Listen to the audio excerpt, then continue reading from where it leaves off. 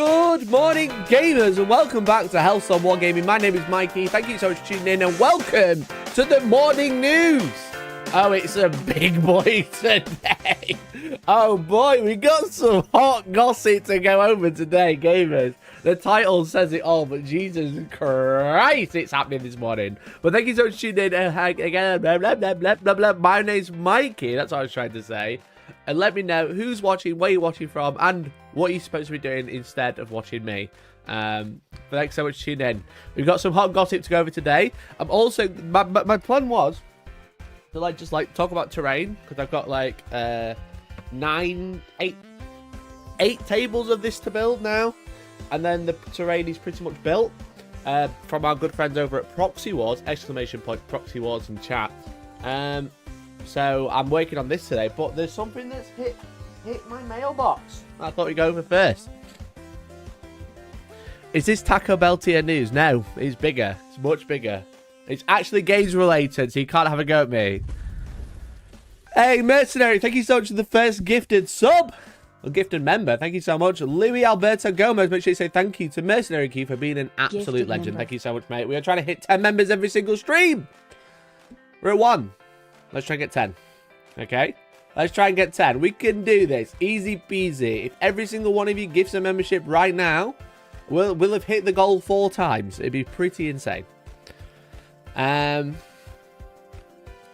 they told me I could work from home today, so I'm painting a playbook scroller. You know what, Popcorn? Fair.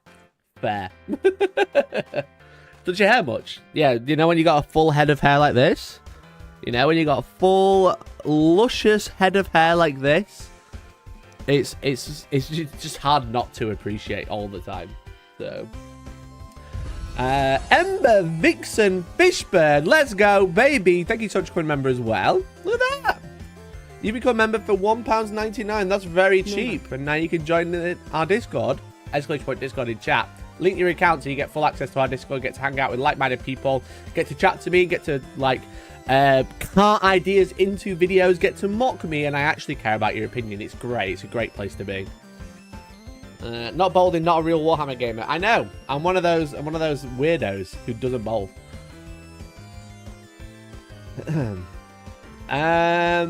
Who else we got? Hey, it's that guy now. Hey, Crafting Kaiju. How you doing, buddy? Thanks for tuning in. 44 views and only 11 likes. That is a bit cringe, right, Zap? Right, Zap? Tell him it's cringe. Just like being a grey name. But who isn't a grey name is my boy Diowag for 28 months. Thank you so much, Diowag. Hope you're doing well. Thanks for being a member for 28 months. You're a star, mate. You're an absolute star. Look at that. What a beautiful start to the day. A beautiful start. So thanks, everyone. Really appreciate it. Yeah, we've got some drama. We've actually got some real news to go over. It's in the tabletop gaming news. But it's like tabletop RPG. So. Tabletop RPG. That still counts, right? That still counts as news. Oh, God. My coffee is cold. I made my coffee a bit early, guys, and it's cold. Gross. But we'll power through. Well, that's the plan. That's the plan. We're gonna talk about this drama. It's very interesting. I was reading there's a lawsuit, and I have the lawsuit as well. That we can go over. And we'll do that. We'll have a look at it. It's very interesting, actually. It involves Zack Snyder and the tabletop gaming company, so it's very weird. But yeah. We'll definitely have a look. We'll definitely have a look. But did everyone see my reel that I posted last night? Or the video I put on Twitter?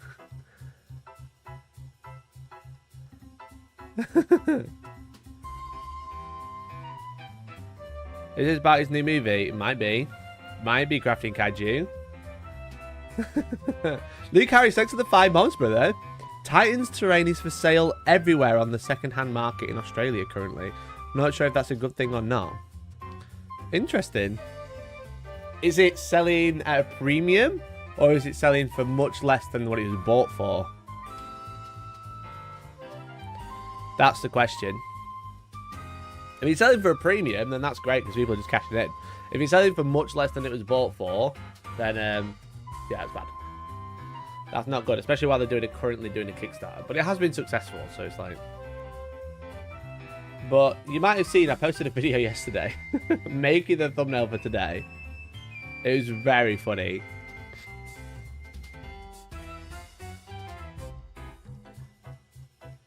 Honestly, don't know. Never took out account how much it was in the Kickstarter. I think it was like 150 or something for a table. I don't know. This video. Let me just pause this and let me play this. Did you all see this? Because if you didn't, it was quite funny. I thought it was quite funny anyway. Right, I'm just making my thumbnail for tomorrow. As I always do this, I duplicate my background, I highlight my subject, and then I fill before I blur, right? So if you don't use Photoshop, what I'm doing here, right, is that basically when I make thumbnails, like the one we've got today, I take a picture of myself, as you can see, me looking dashing with all my hair. And then, like, what you do is you duplicate it and you crop out your subject, like I've done here, and then you blur the background. Okay, so the background it makes me stand out a lot more, as you can see. Oh, ignore that. 1 second, I'm just trying to pull up the actual picture. It was literally there. So as you can see, look, I've blurred the background. I've given myself a little glow so it stands out, and the background is way more blurred compared to normal. Okay. That's kind of like how I make thumbnails, especially if I'm just doing like a live stream. If I'm not like putting too much effort into it, won't lie, chat. This is a lazy thumbnail. It's me holding a piece of terrain. There's nothing in it. But yeah. So what I've done is I've like cropped myself out and then duplicated my background and blurred it. But if you blur it whilst I'm still in the thumbnail, then my hair will blur out and it'll like look like I've got a balloon head. So what you do is you fill that area behind me, right? And this is what happened. And I used generative fill using Photoshop's AI tool, and I'm like half watching a podcast on one side, and then it just look. Who is this? Look, who the fuck is this? AI has gone too far. Who is this frog-eyed Gerard Way wannabe? Who is it? Who is it? It's so funny because it's like filled. It's like because I used Photoshop beta because it's got generative AI. So like you just like AI fill, and like when it's normally it's fine. Normally it just goes, oh yeah, there's a shelf there. We'll put shelves there. Great, because it makes it look like there's a background. But it's putting someone else on like a table with like the stream gear. I'm in my room. Who is this? It's fucking Who funny. Are you? And then I was like, what the hell? Oh my god. And then this guy. Who's this guy? 20 years. Hey, what's up, gamers? What are you about the latest warming news? Who's this guy? AI's gone too far. They've worked out how to make teeth. Looks like he plays drums for a Journey cover band, literally. There's the grey from your chair on their shoulder. Yeah, so like, yeah, if you get technical with it, like if you look, my chair is there, right? And it's generated that into the shoulder of the random person in the background. So like it's made my chair into what I presume is like a pop filter and whoever this is, but their shoulder with the grey hoodie on. What have they got there next? They've got an airbrush. That's an airbrush there, look, as you can see. They've got a microphone. This is how I wanted to present painting videos, actually. It's just thought it's hilarious. It's so weird. It's so weird. It's so uncanny. And then the old guy was funny as well. Where's the old guy gone? There he is, look. The old man. What's up, gamers? What's up, boys? Looks like an electronic drum kit. That's what Georgie said as well. That's what Georgie said. She said it's like an electronic drum kit. Look at his hair, glorious. I know, right? But I was just like, what the fuck is that? Actually hilarious. Actually hilarious shit. Anyway, that was my night last night. Clearly working hard. Watching a podcast, making a bad thumbnail. Hey, Brian! Brian, thank you so much for becoming a member, brother. Hell yeah, let's go, baby. Thank you so much for supporting the channel. Member. You're a fucking legend, mate. Everybody's a legend who supports the channel.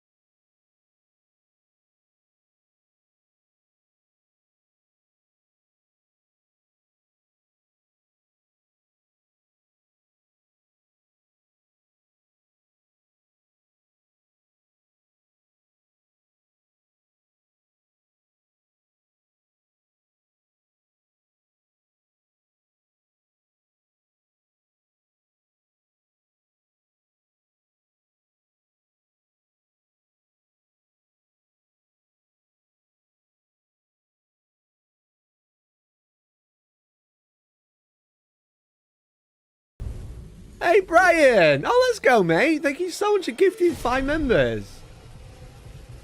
Brian, you're a fucking legend, mate. Oh, let's go. Let's go, Brian. Let's get some hype in chat for Brian. Tony can't paint. You can talk about my hair all you want now because you're a green name. Dan, Benjamin Dustin, Leaving Ross and Sean K. Well, make sure you say thanks to Brian for being a fucking babe. Mikey, I'm currently working away in Cyprus for 2 years, so don't really get to play. Don't get to catch many streams, so this is my thanks for always enjoying the lighter side of the hobby. Well, Brian, thank you so much for supporting the channel, mate. Thank you so much. Honestly, it makes a massive difference. And if all I ever ask, or all I ever hope for, that you had a bit of a giggle and didn't feel like you wasted your time while watching my channel. So thank you. Thank you. I'm really glad you appreciate it. And I hope everything in Cyprus is okay. I mean, there's worse places to be, in the world. Cyprus is all right most of the time. Sometimes, a lot of the time. Probably all right. Thanks so much, Brian. You're a legend. Brand new champ. Becomes a member and gives 5. That's it. 6 out of 10. I'll give it a solid 6 out of 10. That's what I'd give that. Becomes a member and gives 5. That's 6, baby. We've only got 2 to go then. We've only got 2 to go to hit the goal. That'd be sick. Okay. So we got drama to go over. We're going to talk about the Netflix and Rebel Moon, which was really interesting. And then we're gonna build terrain. So I've actually got a really exciting thing to announce on Thursday, which is super fun, super cool, super epic. Regarding terrain and regarding the event, which would be super cool. Super cool. You might recognize some of it. But basically, let's just say last week's stream went really well. Last week's stream went really. Do you know when we were painting outside with the dodgy setup? Was really good. Okay, you guys did great. You guys were amazing. Thank you for supporting that. So you got some cool, exciting announcement. This month is all about Hellstorm All-Stars, basically. Don't want you to get your hopes up. Expecting me to talk about loads of other events. This month is all about the All-Stars. So today we're going to be preparing more terrain for that. I've got 2. One of the announcements on Thursday is there's 2 maybe 3 sponsorship announcements regarding the event, which is great not only for people who are turning up to the event. There's some really fun stuff for you there because of this, and just in general. Just if you watch the channel, you're going to enjoy a lot of the content coming out of it as well.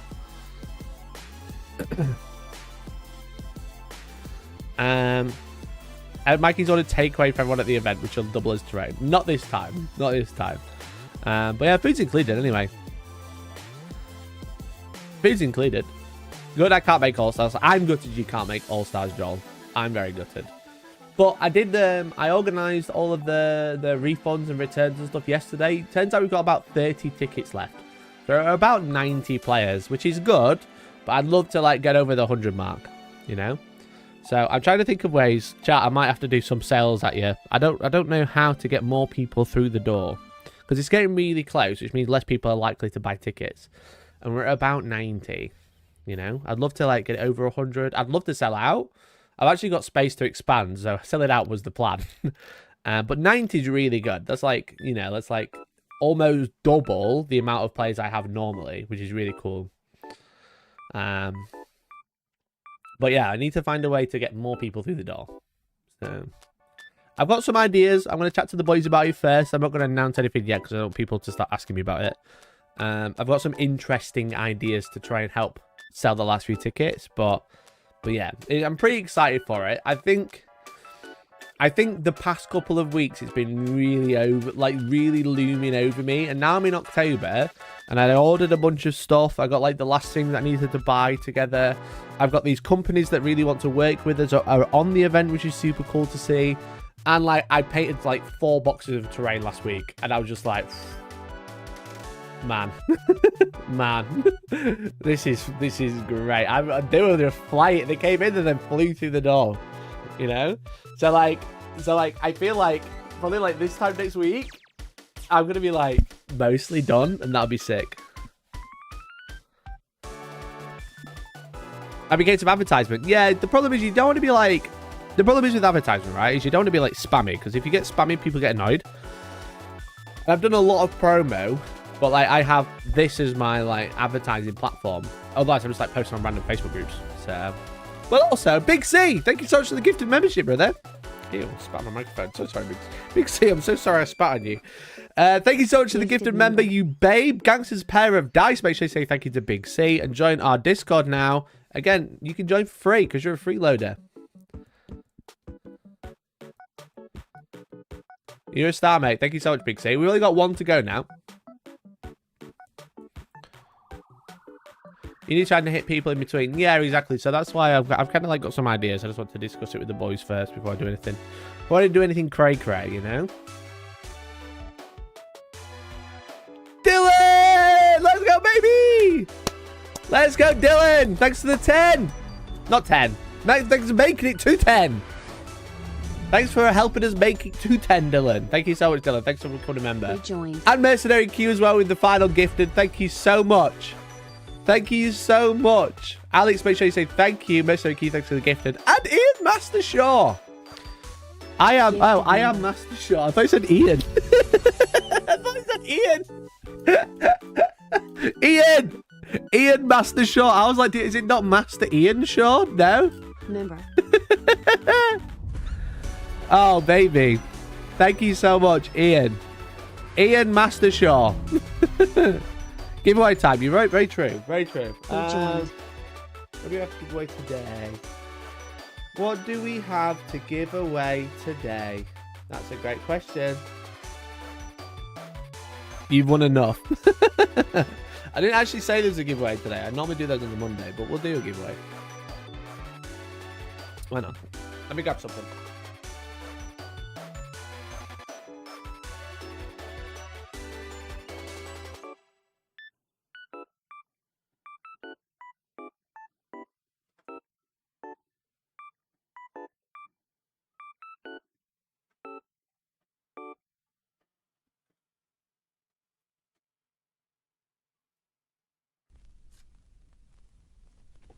My little grasshopper airplane cannot fly very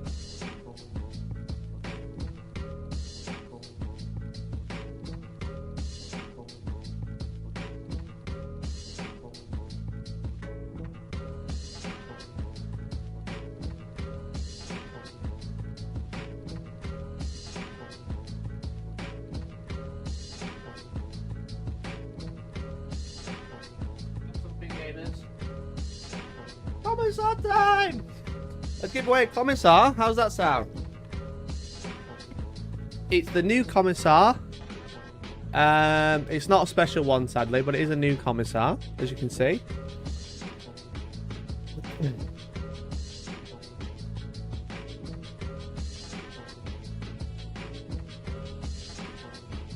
Send it my way, son. We might do, if you're lucky. Open the tab. Get Nightbot going. Let's give away a Commissar, gamers.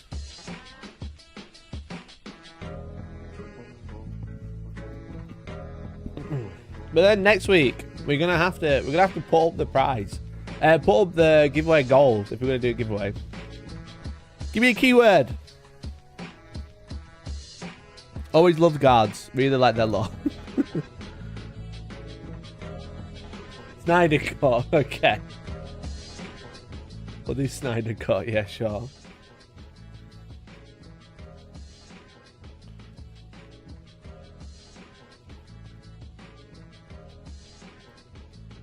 All right, exclamation point. Snyder Cut in chat. Start spamming it now. Start spamming it now, gamers. If you are a normal member or normal channel viewer, you got a grey name, that's fine. You can enter, it's free. If you are a channel member, if your name is green, which is most of you, green, blue, anything but grey, you have 10 chances to win. Okay? That's how this works. It's free to enter. However, if you are a grey name, you will probably want to become a member because you get this big bar. Look at this. Woo! A channel member is 10 times more likely to win Regulars, grey names, get no extra luck. Look at all those grey names that could be green names and get 10 times as many entries. Even if you've been gifted. Even if you've been gifted. That's how nice I am. So type exclamation point Snyder Cut in chat. Adam Silver, you're in. Big C, Brian Simpson, Carl Stab, Crafting Kaiju, Cubus Maximus, Datsun Des, Dio Wag, Dylan Areno, Ember Vixen, Fishburne, Gangsters Pair of Dice, Gazavor Trades, Noblar Vision, I Am Master Shaw, Joel Sutcliffe, Nori, Matt Byro, Mercenary, Mr. Perry Pants, Necros, Nuz, Organ, Popcorn, Cyclo Ciber, Thom, Tier 3J, Tony Can't Paint, Volpol, and Winter Zeph. If I did not read your name out, you did not enter. And Carl, don't worry about it. You only have to type once. You only have to type once. That's fine. Carl, I see you. How many is that? 1, 2, 3, 4, 5, 6, 7, 8, 9 entries. Doesn't work like that. But make sure you typed it at least once, maybe twice to be sure. You should increase the chance to win by every gifted. Increase the chance to win by every gifted. As in, like... I don't understand. I can't do that.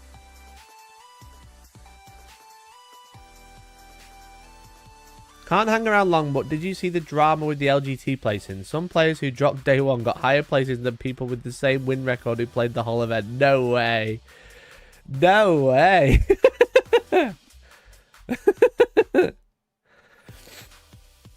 That's crazy. I want to go anyway and I don't collect guard. Well, I mean, it's a free model. You can do anything you want with it.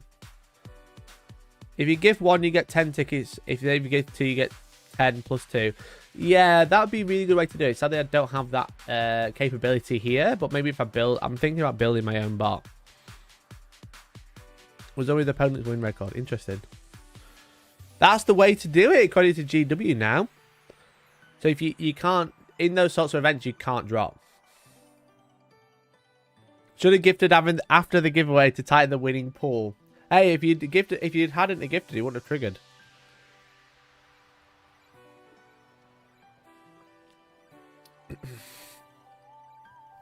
Gonna build the bot out of Lego. I've actually got someone I'm working with someone to build a new bot for their battle reports with the cards and stuff like that and the scores. But yeah, maybe like a chat bot would be better. I would have placed 40 places higher if I dropped after my round 2 loss. Yeah, so opponent's win percentage works great. It's a really good metric if people don't drop.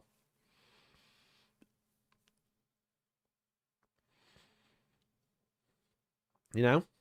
Okay, I'll go through the names one more time. If I don't call out your name, you're not in. Alex, Silva, Big C, Black Jackal Gaming, Brian Bradley, Brian Simpson, Carl Cook, Carl Stabler, Crafting Kaiju, Cubus Maximus, Datsun Des, David J, Decknull, Dio Wag, Dr. Deanbag, Dylan Areno, Ember Vixen, Gangsters Pair of, Gazavol Trays, Noblar Vision, I Am Master Shaw, or Ian for short, Joel, Nori, Luke Harris, Matt Byro, Mercenary Q, Mr. Perry Pants, Necros, Nuz, Organ UK, Popcorn Scorpion, Cyclo Ciber, Stanley Pedal, Thom, Tier 3J, Tony Can't Paint, Toothless, Volpol Hit, Winter Zeph. It's not adding me. I'm you there.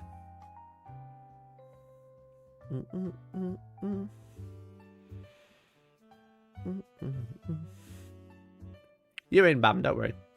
You weren't there a second ago, but now you are. I think that's everybody. We just had Jamartin entering. Third time's a charm. Oh, good, Bam. Don't worry, mate. Oh, good. It's why I like to call them out. Because if I call them out and then you go, wait, I'm not in, you can do it again. All right, I'm going to draw it in 5, 4, 3, 2. Congratulations to Ember Vixen! Well done, Ember. Congratulations. You've just won a commissar. Brand new inbox, as you can see. You still there, Ember? Ember became a member today. That means they got 10 more entries than normal. How cool is that?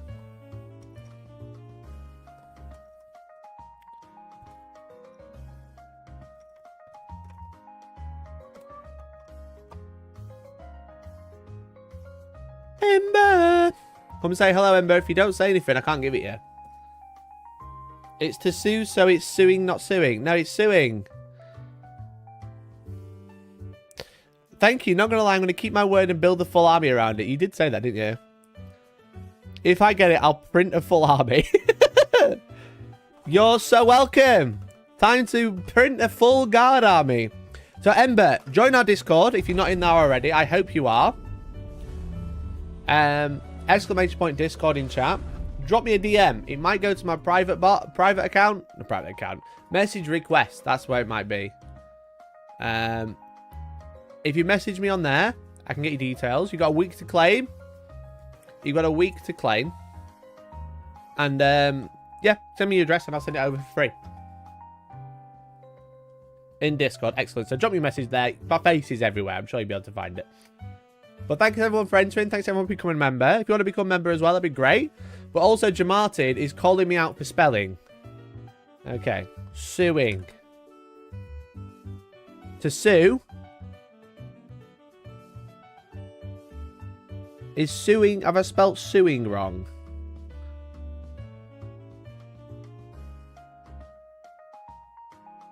No, it's suing. No E. See?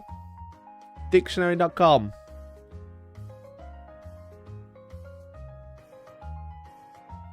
Stop gaslighting me, Jamartin. I can't speak Dutch. You can't spell it. Wait. Searchy said, yeah, it's suing. I spelled it right. God damn it. Suing is a common misspelling, which shouldn't be used, Jamartin.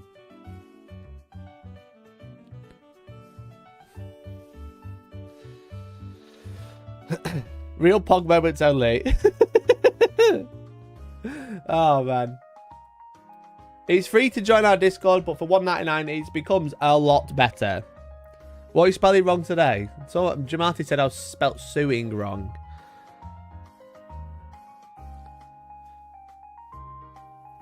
Pay money to be proven wrong. I know, Jamati. I love you. To be fair, Jamati speaks many more languages than I do. 100% more languages. However, I'm right. I'm a right, boys. As this is moved down. Chop suing.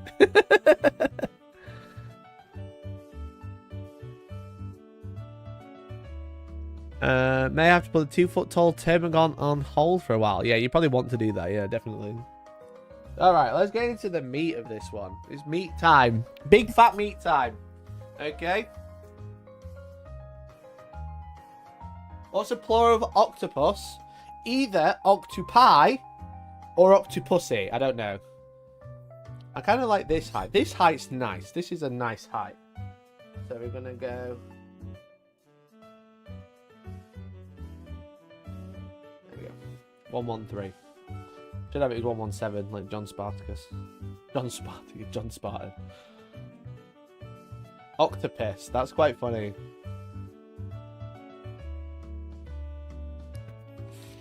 What's the plural of Warhammer players? Poor.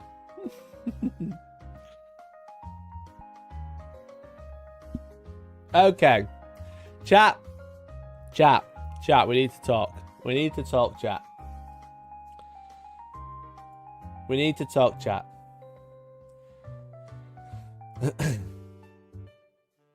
Can you filter in the guys on your Instagram reel? I preferred them. Thanks, mate. Chat. Listen, you know me. I am known worldwide as a credible news source, okay? I'm a news outlet. I'm basically a journalist when it comes to drama in the tabletop community. And that's what we're going to be talking about today, the tabletop community. So much so that game companies are now just bringing their stories to my doorstep via my email address, okay? Look, This is what it looks like. It's basically this. This is it. This is me. This is you watching TV at home. I'm live. I'm bringing you the breaking news. Okay? And the breaking news is actually quite interesting. To a point where there's a lawsuit involved with Netflix. This is how big we're going now. This is how big we're going now. But I want to clarify, this is all allegedly my opinion. In my opinion, I allegedly think the following statements. I am neither agreeing nor disagreeing with anything presented in the following video/stream. I am merely talking about it because I'm an idiot with a microphone on the internet. And let's get into it. I got an email the other day from Evil Genius Games, okay? As you can see, it says, "Dear Mikey, look, they are coming into my inbox now. Straight into my inbox, the hot gossip." Okay, and by gossip, I mean allegedly gossip. Okay, there we go. Whew. Can we allegedly flash up on screen? Can we have allegedly flash up on screen when you talk drama? I need a button. Allegedly. Someone make it. "Dear Mikey, I hope this message finds you well. As you may have already been aware, I was not aware before this email, our PR firm recently sent a press release regarding a significant legal action we've initiated against Netflix." Excuse me, what? "We know how busy the news cycle can be, so we wanted to ensure you, our media partners in the gaming industry, heard about this directly from Evil Genius Games." Oh, man. So, the lawsuit is an important step to uphold the values and standards of Evil Genius Games and the tabletop gaming community stands for. While legal proceedings are typically not topics for casual discussion, we must communicate transparently with the media who cover our sector. Well, you know what? You could say all my discussion is pretty casual, because I actually had no idea who Evil Genius Games were until I started looking into it. So who are Evil Genius Games? They are a tabletop RPG company that makes tabletop games for lots of quite popular franchises, you know. Highlander, Everyday Heroes, I believe is their own one. The Crow, Escape from New York, Kong Skull Island, and Pacific Rim, you know. Pacific Rim, specifically. But they make what they call cinematic adventures for RPGs. Essentially, they make a bunch of games. If you look at the about... Have you ever sat in a movie theater and found yourself yelling at the screen, "Stop talking and disarm the bomb already. Don't go in there. He's in there. Why are you running up the stairs? You're going to get trapped." Well, this is what we do every time we head to the theater. We're a bunch of film geeks who love playing Dungeons and Dragons, so we thought it was a great idea to mash our two loves together and create role-playing games based on those very movies. This way we can make the right decisions, save the world, and be home for dinner. Pacific Rim tabletop. Yeah, exactly. So this company basically make... I don't know if they make miniatures. Let's have a look at Pacific Rim. Let's have a look.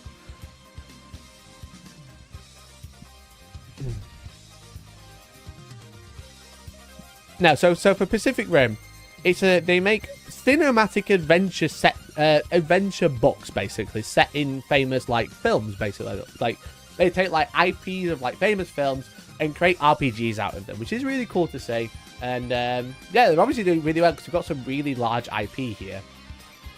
So let's carry on with the email. Now we know who Evil Genius Games are. They make tabletop games, basically tabletop RPGs. Is this different to the actual Evil Geniuses, the famous video game team? I don't know. Is it? Did I just read a grey name? I read a grey name. What am I doing?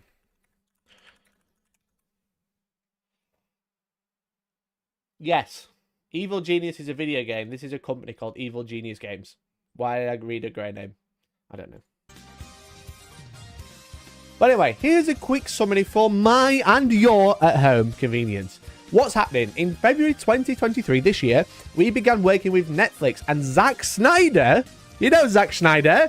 The guy who makes the bad DC film. I mean, his DC films are alright. He's involved with the bad DC films. They worked with those two to develop a tabletop role-playing game and RPG-related materials for Rebel Moon, promising a delivery date to coincide with the film's release on December 2022. 2020. What is Rebel Moon? What is Rebel Moon? It's been dubbed the next Star Wars. That's what we know. Rebel Moon, as you can see, is a new film starring all of these famous people. Anthony Hopkins, there we go. Let's have a look. It is an upcoming American epic space opera film directed by Zack Snyder from a screenplay he co-wrote with Kurt Johnstad and Shay Hatton, based on the story Zack Snyder also created, which has lots of references there. The film features an ensemble cast that includes Sophia Boutella, Charlie Hunnam, Michael Huseman, Digimon. I'm not going to pronounce all these names. It's scheduled to release December 22nd by Netflix, with a limited theatrical release being planned. A sequel, Rebel Moon Part 2, The Scargiver, is set to release April 19th, 2024. The next Star Wars, you know? The next Star Wars. That is it's been dubbed by Snyder himself, because obviously he would. So what else have we got? So now we know we've got a games company that are suing Netflix and Zack Snyder, or both, all together, or as one, regarding a tabletop role-playing game and RPG-related materials for Rebel Moon, a new movie that's coming out this year. Netflix terminated our agreement on May 25th, 2023, claiming we violated confidentiality provisions in our contract by sharing artwork at the Gamma Expo. This termination came as a surprise for several reasons. All artwork was sent to Netflix for review and approval before the event. Everything we shared was approved and documented by Netflix months earlier. The presentation in question was a joint presentation by Evil Genius Games and Netflix staff. So Netflix, according to this email, allegedly, Netflix have terminated agreement because Evil Genius Games overstepped their mark and broke confidentiality rules. However, it was a convention with Netflix, and they also were there and presented the things that they supposedly leaked. Okay? Why it matters. We are taking this action for several reasons. The first and most pressing reason is to advocate for all of the fans and enthusiasts waiting to take part in the adventures in the Rebel Moon world. Too often, business take advantage of the tabletop community for the sake of the bottom line. This game, which members of our community poured their heart and soul into, deserves to be released for all to enjoy. It is also about the fundamental principle of honouring agreements, recognising hard work, and embracing truth. Our commitment extends beyond just games. It encompasses a dedication to delivering an unparalleled player experience for the tabletop gaming community. It is a lot of jargon, which is fair enough.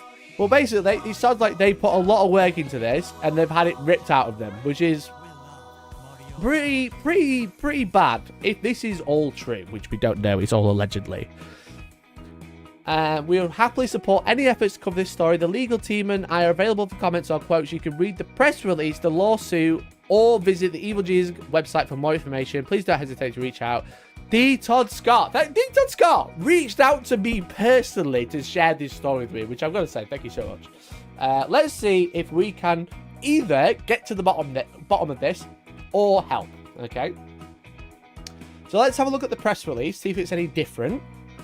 Well, this is the press release. Their website, when you actually go onto it, the first pop-up is like, we're suing Netflix, please have a look. So.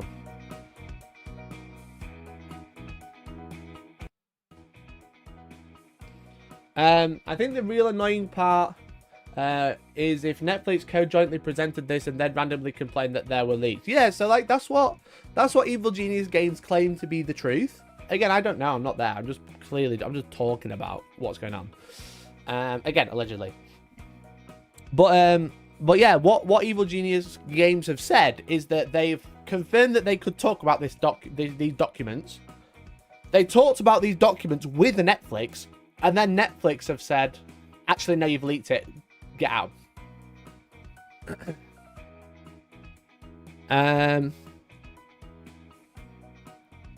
Spiky Bits just released an article. Hellstormwargaming takes on Netflix for ripping off gamers.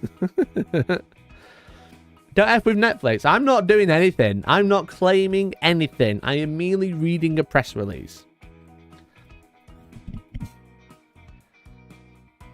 Apparently, RPG decided a lot of lore building. Listen, Nick, we're going to get into it, don't we, mate? Don't worry about it. Let's have a look at the press release. Let's see what Evil Genius said publicly. Obviously, that was to my personal email, so which is quite interesting. Shout out to them for reaching out directly. Here we go. Studio giant wrongly terminated deal over discourse claim lawsuit alleges. Los Angeles 20th of September. Evil Genius Games today sued Netflix for wrongfully terminating Evil Genius's contract to create a tabletop role-playing game for the widely anticipated Rebel Moon film franchise by Zack Snyder. The lawsuit was filed in the U.S. District Court of Central District of California. It's always in California, right? Dear Netflix lawyers, this is all allegedly true. Allegedly, I read on the internet that Snyder, the acclaimed director of action and science fiction films, revealed in a podcast in March 2023 that a tabletop RPG based on Rebel Moon was in works, lauding the works of Evil Genius's team of creators. Evil Genius began working with Netflix in early 2023 and signed an official agreement with Netflix on March 22nd, 2023, to develop the game and related materials, promising a delivery date to coincide with the film's release on December 22nd. Evil Genius paid Netflix for a license with an agreement to share profits.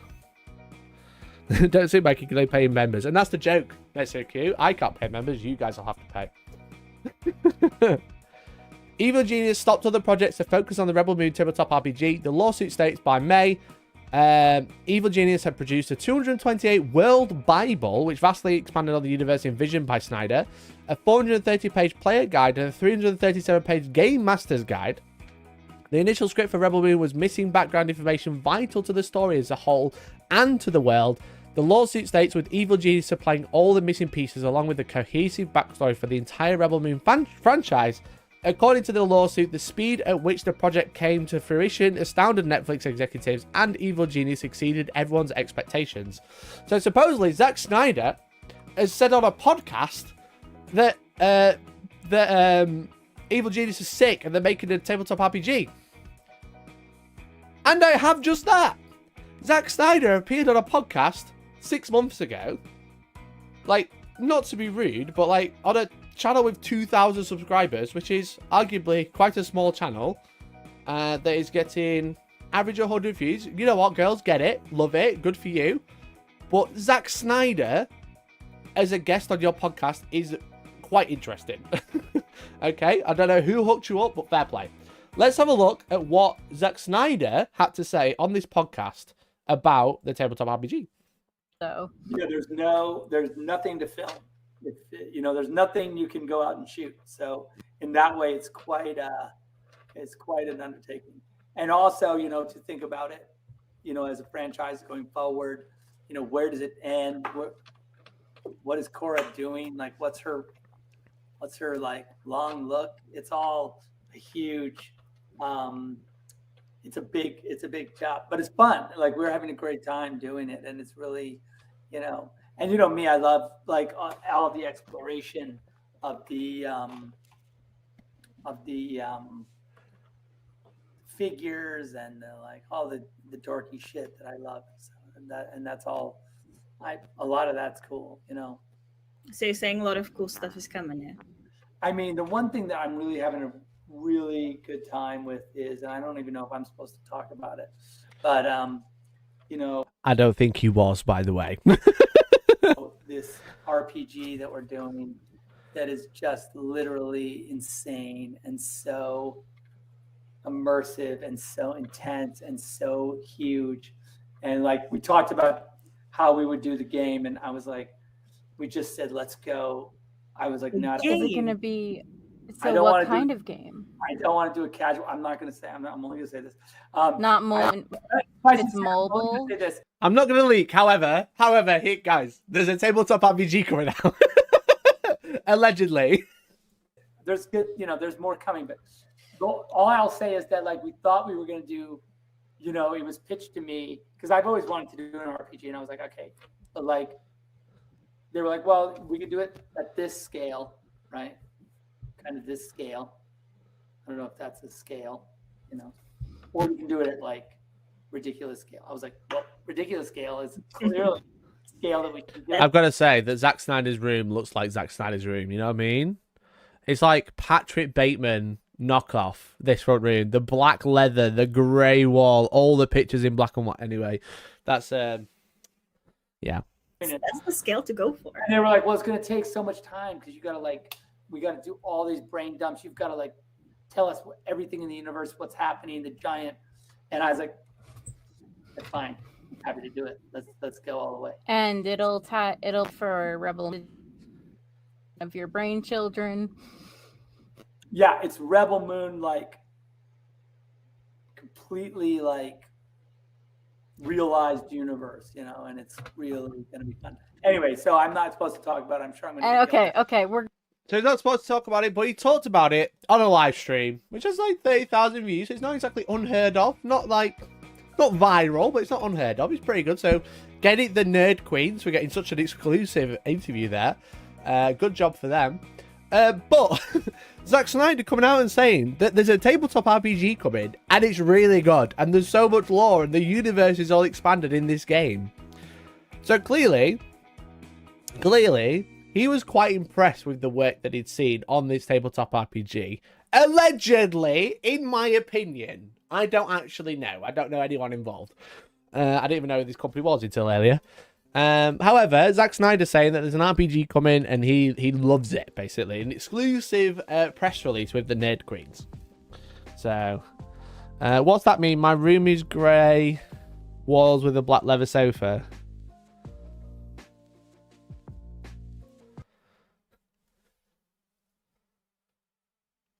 Right. Who's going to tell him? Who's going to tell? Do you like Huey Lewis in the news, by the way, Nick? I bet you do. I bet you do.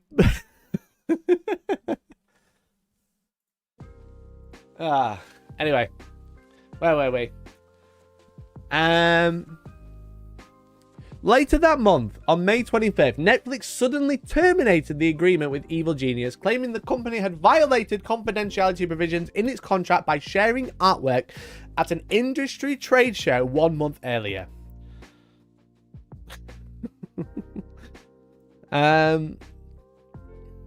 In the lawsuit, Evil Genius said the termination came as a surprise because it had sent the artwork to Netflix in advance of the event. The Game Manufacturers Association Exposition, or GAMA, which is one of the big trade shows that's been happening recently, and Netflix had approved its use. Documents containing the artwork were handed out to retailers at GAMA by Evil Genius staff and 2 Netflix employees.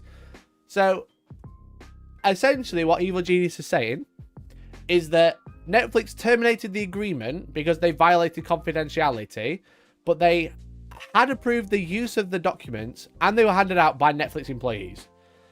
They're like, they're like an interesting one.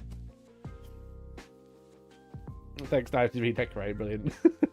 2 weeks later, Netflix notified Evil Genius that all of its work on the project belongs solely and exclusively to Netflix.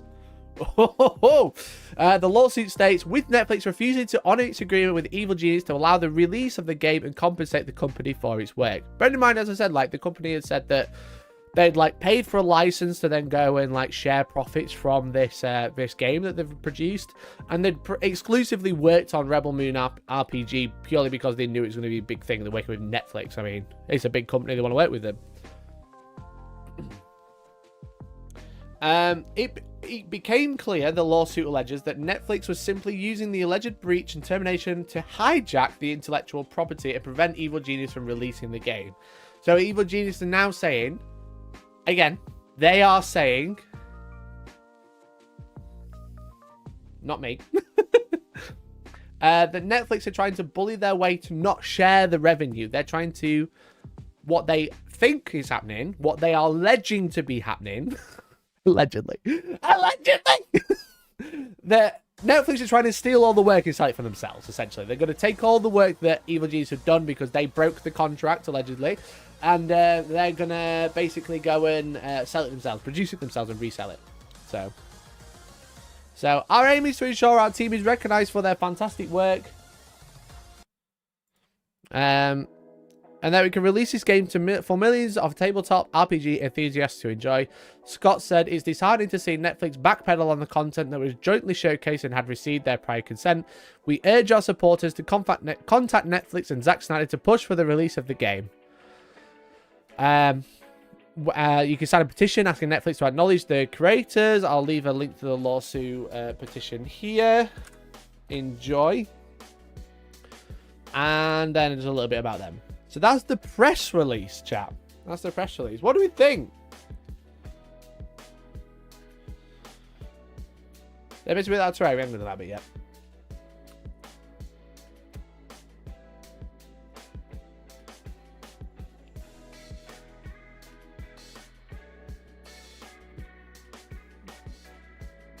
So here it is. This is the website I've just linked. In early 2023, Evil Genius Games began working with Netflix and their acclaimed director Zack Snyder on developing a Rebel Moon tabletop RPG. We signed an official agreement with Netflix on March 2022 to create the game and RPG-related materials, a promising and finished game to coincide with the film's release in December. By May, we had produced a 228 World Bible, which vastly expanded on the universe envisioned by Snyder, a 430 player's guide, a 337-page game master's guide. As of today, the game is ready to release and enjoyed by fans worldwide, and it's amazing. Unfortunately, after delivering this unbelievable world and tabletop role-playing game to Netflix, it cancelled the contract and is asserting the IP we created, along with the entire game, now belongs to it. Netflix also refused to compensate us fairly for our work. So let's have a word from D. Todd Scott, the CEO. Hi, my name is Dave Scott, and I'm the CEO and founder of Evil Genius Games. I'm just making full screen chat, sorry. Genius Games. We make tabletop role-playing games based on famous movie franchises. Earlier this year, we were approached by Zack Snyder and Netflix in order to create a tabletop role-playing game based on the Rebel Moon franchise. And as you can probably imagine, we were over the moon. We were excited to work directly with Zack. Over the Rebel Moon, some could say. Sorry. But, like, it's quite interesting because, like, I don't know. Like, these companies, obviously, this Evil Genius Games is obviously not exactly like a small company because they're working with such large IP anyway. But getting approached by someone like Zack Snyder and Netflix to be like, can you make a game? That must be, like, crazy exciting. Like, crazy, crazy exciting. To like, this to be the outcome is really, really sad to see. Zack Snyder to help fulfill his vision and to make this universe come to life. In fact, he said that this is one of the most exciting projects that he was on because it allowed him and us to be able to fill in the four corners of the universe. So basically what they are alleging is that Zack Snyder had like this idea for a movie, and I've read through the lawsuit and stuff like that. I don't know if I don't know. Does anyone have legal knowledge? If I've been sent the lawsuit, am I okay to show the lawsuit? It was in an email, which isn't exactly like, it's not like private, but like, I don't know. Anyway, I read the lawsuit and it basically says that like the film, again, I'm quoting the lawsuit, which is allowed. The film was basically like written, but a lot of the backstory wasn't. So like they'd had like, let's say they had like a character who was an alien, and it kind of said like, Alien 1 appeared and shot some guns. I don't know, whatever. Alien 1 was there, and Alien 3 came over and said hi.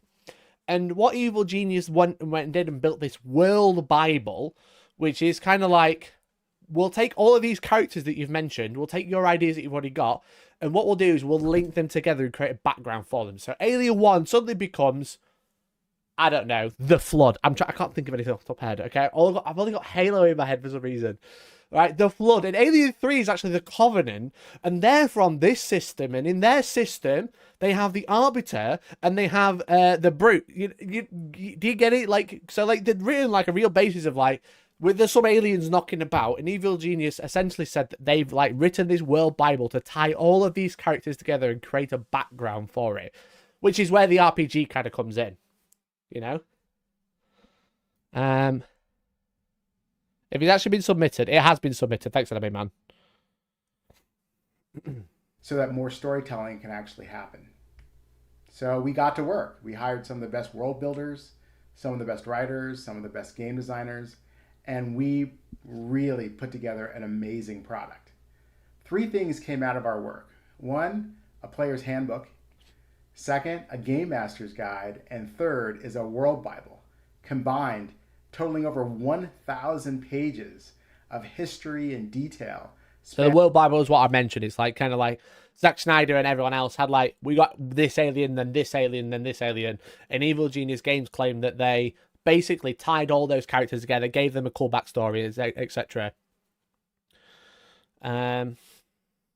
Was it Rebel Moon originally a Star Wars movie that Disney wanted too much creative control, so Snyder decided to make it his own movie instead? Well, DOAG, we've got the lawsuit that is in the public domain as far as I'm aware. So I think we should be all right to have a look. Spanning all the way back to 10,000 years of history for the Rebel Moon world. Of course, we were surprised to find out a month later that they canceled our contract. And they said that not only are we going to take and keep all of the stuff that you wrote, but we're also not going to pay you for it. Imagine the heartbreak. Imagine like saying like, all right, we're going to get all of these people in. We're going to write over 1,000 pages of work of like from all of these like talented artists, writers, you know, world builders, game designers, etc.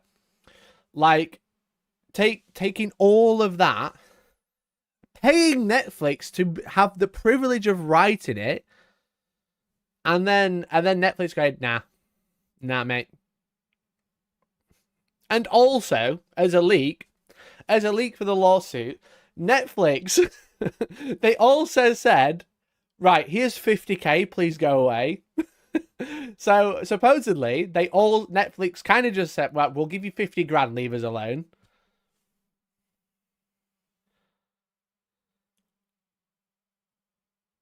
Which is pretty mental, to be honest. Their argument was that we breached confidentiality. And what they're referring to is that we actually went to an industry-wide trade show called Gamma Expo in April, and where both of us flew out and co-presented our presentation on the role-playing game in front of hundreds and hundreds of retailers. We told the retailers about the game, we told them what to expect, and we encouraged them to pre-purchase the product. So basically, Gamma is like most conventions. Gamma is like a retailer convention, so it's where people go who are like, oh, I really like the look of that game, I want to stock it to sell it. So basically, Evil Genius with Netflix took this product to promote it at Gamma to be like, hey retailers, you want product, I have cool product, buy it from me to sell to other people, we all make the money. Because obviously, ultimately, that's the whole point of this RPG, right? As cool as it is, it's there to be sold and played, right? But like, they took it to Gamma, this big convention of retailers, and to sell to retailers to sell the product. So they're promoting the product with Netflix coinciding in this event. 2 Netflix presenters supposedly there with them, helping present the product to the retailers. And then Netflix like, nah, you leaked it, mate. Months later, we were surprised to hear that they claimed that as being a breach of confidentiality. We've asked them to sort of come to the table and help try to resolve this, but they won't. And now, as of today, we are actually suing them in order to make sure that 3 things happen. Get it? Todd Scott, fucking get it, lad. They acknowledge our participation in the building of the world. 2, that they actually pay us fairly for the work that we did. And 3, that they've released this game because it's amazing and you all should be able to play it. Now, of course, they probably think that we're just a small minority-owned business and they can push us around. And that's where they were wrong.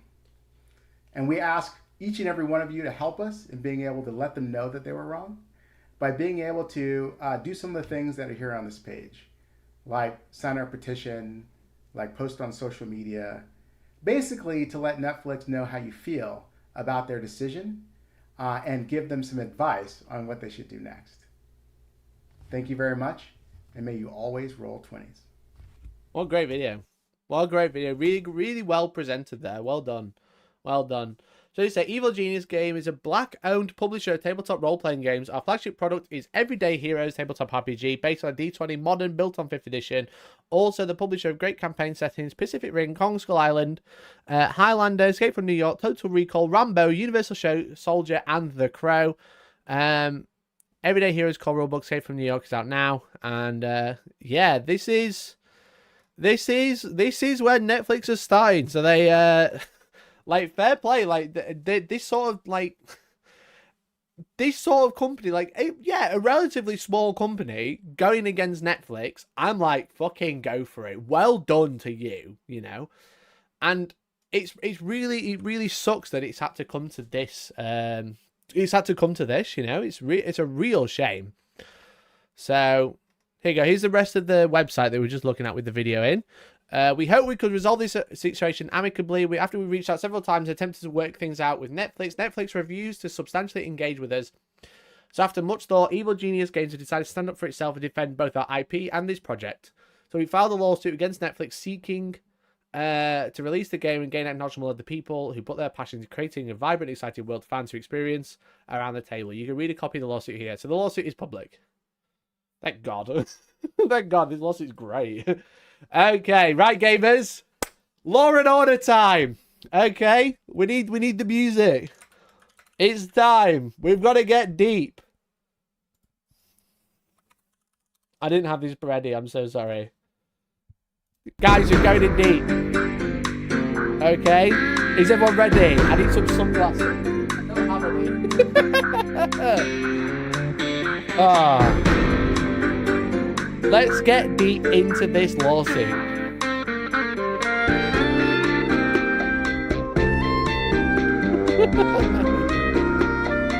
All right, we've done it. We've done the meme. We did the meme.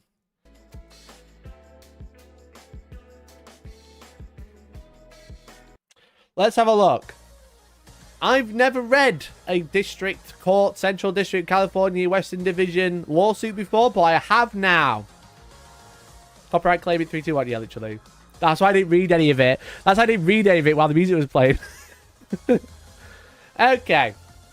So, let me just... This is all the people who's involved. Basically, Netflix versus Evil Genius Games. Okay? That's kind of like who we're on about. That's this is all to say who's involved and why. And where. And now the allegations. The drama. Okay? Zack Snyder is a successful filmmaker best known for directing and or producing of science fiction films such as 300, Wonder Woman, Justice League, and Watchmen. Terrible. Terrible. Okay, anyway. Years ago, Zack Snyder developed the story for a Star Wars spin-off known as Rebel Moon. Mr. Snyder pitched the project to Lucasfilm, but the company passed. After Lucasfilm was bought in by Disney in 2012, Mr. Snyder pitched the project again, but Disney too passed. His third pitch, however, was successful. Mr. Snyder purportedly told Netflix that if they picked up Rebel Moon, which he billed as an epic space opera film trilogy, it would be the next Star Wars. Well, here he literally said it was Star Wars. It literally is Star Wars, he said. But now it's going to be the next Star Wars. Netflix jumped to the opportunity and agreed to distribute the first 2 films in the anticipated trilogy. Shortly thereafter, Netflix and Mr. Snyder began discussing ways they could build an entire Rebel Moon franchise. Obviously, they've got that, you know, we want Star Wars, we can make a new Star Wars, we can call it Rebel Moon, which is, you know, it's just 2 words that are very famous from Star Wars. Obviously, they're just normal words, but Rebels... Moon. Anyway, in addition to Rebel Moon themes, sequels, television shows, graphic novels, and other potential content and merchandise, Mr. Snyder expressly requested that it be a Rebel Moon-based tabletop RPG. To Mr. Snyder, a tabletop RPG was critical to the development of the entire Rebel Moon universe, since it would provide content for future Rebel Moon derivatives.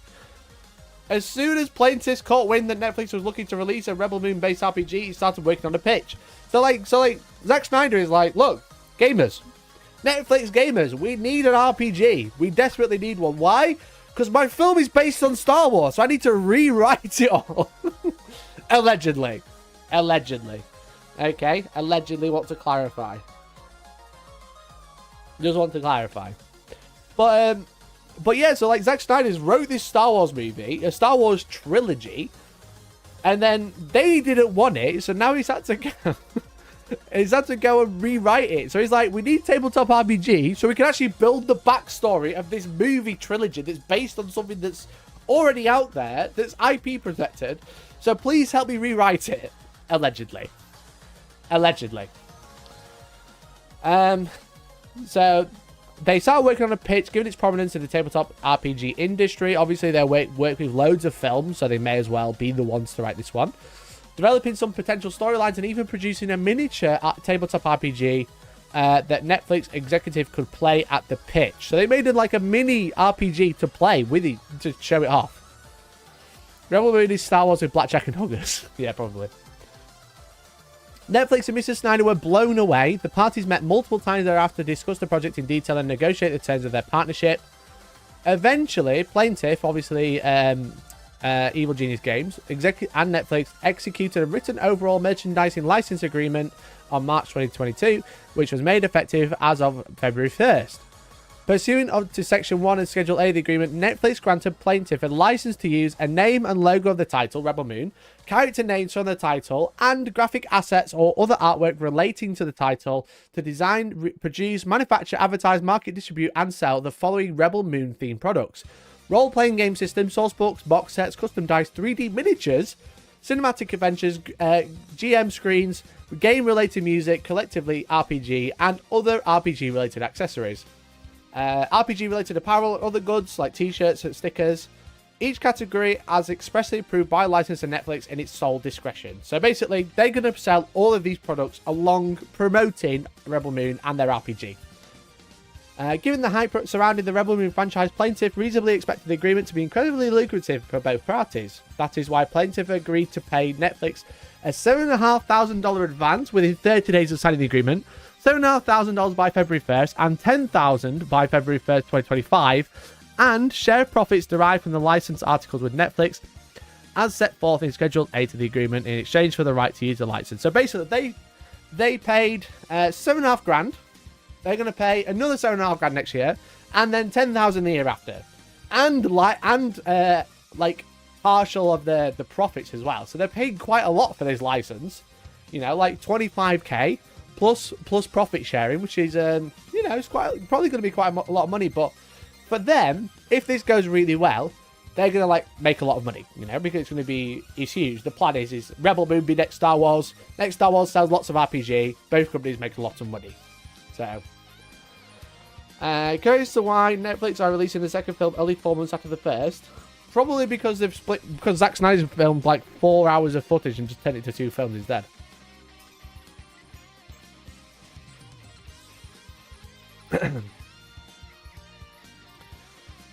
So they paid a lot of money for this license, and they've gone away and made a lot of stuff, which they're going to go over. So here we go. When the parties started working together in early 2023, which seems really late for a movie that's coming out in 2023. Netflix had a Rebel Moon movie script, some rough ideas for the Rebel Moon universe, and some cursory graphical assets. But the script was missing background information vital to the story as a whole and to the world. Alien races and planets were not named or described, royal characters and their lineages were missing, and there was no clear storyline for how the Rebel Moon universe originated. It's because it was all Star Wars! It's crazy that he had a Star Wars movie that got denied twice, and then, finally, when he finally started making the Rebel Moon, he had no background for it because he nicked it all. So they had nothing, basically. He had nothing. He had an idea. He had an idea of where they were going to go on this adventure, but nothing else by the sounds of it. By the sounds of it, allegedly, by the way, allegedly. Netflix did not even deliver Plaintiff any official Rebel Moon trademarks or logos as required by Section 1 of the agreement. Instead, instructed Plaintiff to pluck them from the internet. So Netflix didn't even provide the things they needed. They just went, just go on Google them, man. Just Google them. You don't need the logo. Just Google it and download it there. Don't worry about it. You don't need the full high-res logo for the book that we're going to produce. Just get the compressed one from Google, okay? Brilliant. Brilliant. In just a few months, Plaintiff supplied all the missing pieces and created a cohesive backstory for the entire Rebel Moon franchise, dubbed the World Bible. For example, where the script introduced a character merely as Alien 1, Plaintiff created the alien's name, age, family tree, origin, and the history of the planet it came from. And obviously this is super important for world building with like tabletop RPG. If you're gonna be like, well, I want to be this alien as well. For the film, they can use that as like motives and stuff like that. They can use the background of this character, their name, the age, the family tree, etc., as like motives in the film, you know, or films, because there's 3. The primary purpose of the World Bible was to serve as a resource for playtesters, game creators, and writers to develop the game's rules, characters, mechanics, lore, adventures, and other materials related to the Rebel Moon tabletop RPG. The World Bible was not a licensed article, but rather a confidential in-house document for use by Plaintiff only. So, like, you know, that's essentially they wrote this World Bible together to be like, right, this is our Bible, literally. This is like what we're gonna build our RPG from. This is where all these races are from. This is all the characters' background. Here's all the family tree. Here's a Bible, and we're just going to use that. Mr. Snyder and multiple Netflix executives routinely praised the company's work and was so enamored with the 228-page World Bible, they indicated he planned on incorporating substantial elements of it into his so-called Snyderverse, a fictional universe where the storylines for his various film projects diverged and coexisted. In a podcast that was published to YouTube on March 19th, the one thing I'm having a really good time with, and I don't really know if I'm supposed to talk about it, is this RPG that we're doing that is just literally insane, and so immersive, and so intense, and so huge. There's more coming, but all I'll say is it was pitched to me because I've always wanted to do an RPG, like, well, we could do it at this scale, or we could do it at ridiculous scale, and I was like, ridiculous scale is clearly the scale that we should be doing it. And that's the video we watched with the nerd queens with the podcast. Snyderverse, he must love the smell of his own farts. He's definitely that type of guy, right? Look at his front room. So like basically, this company's produced this World Bible, and Snyder's like, you know what? I could make loads of movies from this.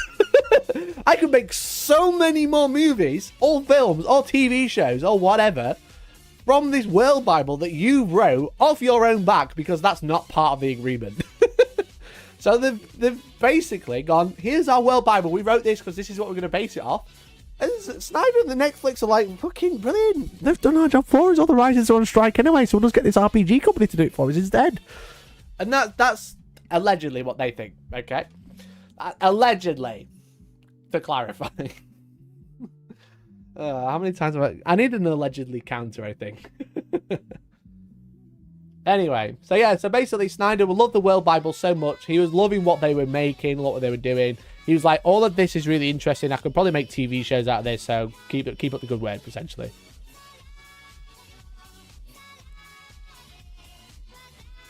We'll do that. Mr. Snyder and Netflix even indicated that some of Plaintiff's materials have or would be incorporated in the Rebel Moon film and other derivative works such as graphic novels, podcasts, animated series, and a novelization of the film, which is slated for release on December 26th. Netflix demanded that the product be ready for launch of the film by December 2022. This is going back to the RPG. So Plaintiff stopped every other project to prioritize developing the game. By May of 2023, the Rebel Moon tabletop RPG, the 228-page World Bible were complete with a 430-page player's guide, a 337-page game master guides in the final editing process. So they were like well on track, essentially. They're like, we've got like 7 months, we can go and get this printed. The speed astounded Netflix executives, and Plaintiff's work exceeded everyone's expectations. Plaintiff also paid Netflix all the advances required on the agreement, so the tabletop RPG was and remains effectively nearly ready for market months ahead of schedule. So they've got everything ready. They're just finally editing the Game Master's Guide. They can send it all to print. They're going to have it all. It's got it's not got 7 months now. It's got 2 months before it releases. But the game is ready. The game is there. The World Bible is there for all whatever they want to use it for. They've got the Game Master Guide. They've got the Player Guide. They've got everything. The game is done. So that's when they wanted to start promoting it, you know, because they finished it, when was it? May. By May, they'd finished the game. And this is, funnily enough, lines in very similar to where Gamma comes in. Nevertheless, just weeks after the work was finalized and turned over to Netflix, Netflix did a complete about-face and accused plaintiff of breaching the agreement's confidentiality provisions. And Netflix's trust by allegedly, it says it right there, chat, by allegedly releasing confidential Rebel Moon content at a trade show, then disclosing unapproved artwork for the Rebel Moon game to retailers. Netflix then used this as a pretext to terminate the agreement, assert ownership of plaintiff's intellectual property, halt the project to prevent the game from being released, or potentially release it themselves to avoid sharing the profits with plaintiff, which is what this is what Evil G's are proposing, that they're like kind of like, this is really good, this is going to make loads of money, what if we cut them out and just sell it ourselves? Netflix accusations are baseless. So that's what they think. They say that Netflix is saying that they've broken the confidentiality agreement, but it's probably because they want to sell it themselves. If it's that good, then, you know, Netflix might just want to do that, and that's what they're claiming. On February 13, 2023, over 1 month before the agreement was even signed, Netflix and plaintiff discussed presenting the Rebel Moon tabletop RPG at the Game Manufacturers Association Exposition, or GAMA, which took place April 24th to 27th. So this is like a week or two before they finished the game. The purpose of presenting the game at GAMA was clearly to create some industry buzz about the game and to facilitate a market for the game to make money once released. Obviously, they're promoting it to all of these retailers. They just want to sell it to them so they can sell it on. Ever hear someone say a word so much that you start to question if it's a real word? Allegedly, it's happening to me right now. Allegedly could be real, but hopefully it works. I'm trying to cover my bum.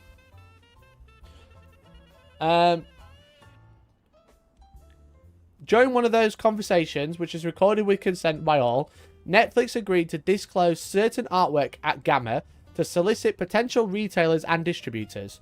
Plaintiffs sent the artwork in question to Netflix ahead of the event on March 19th, and Netflix never voiced any issues whatsoever, thereby approving the artwork in compliance with the agreement. So what the plaintiff is saying, what Evil Genius is saying, they sent the artwork and Netflix never responded, by the sounds of it. They never responded, which was an admission of that it is okay to use. I don't know how I feel about that. I don't know how I feel about that, but I'm not a big corporate guy. I don't know what the pros and I don't know what the do's and don'ts are, you know. The artwork, which consisted solely of the cover graphic and sample characters that plaintiff created to pitch to Netflix in December of 2022, was created before the effective date of the agreement.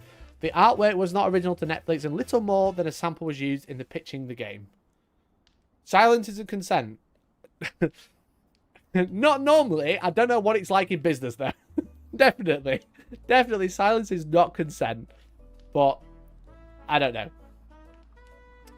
Documents containing the artwork were then disseminated by 2 Netflix employees at GAMA to over 100 potential retailers.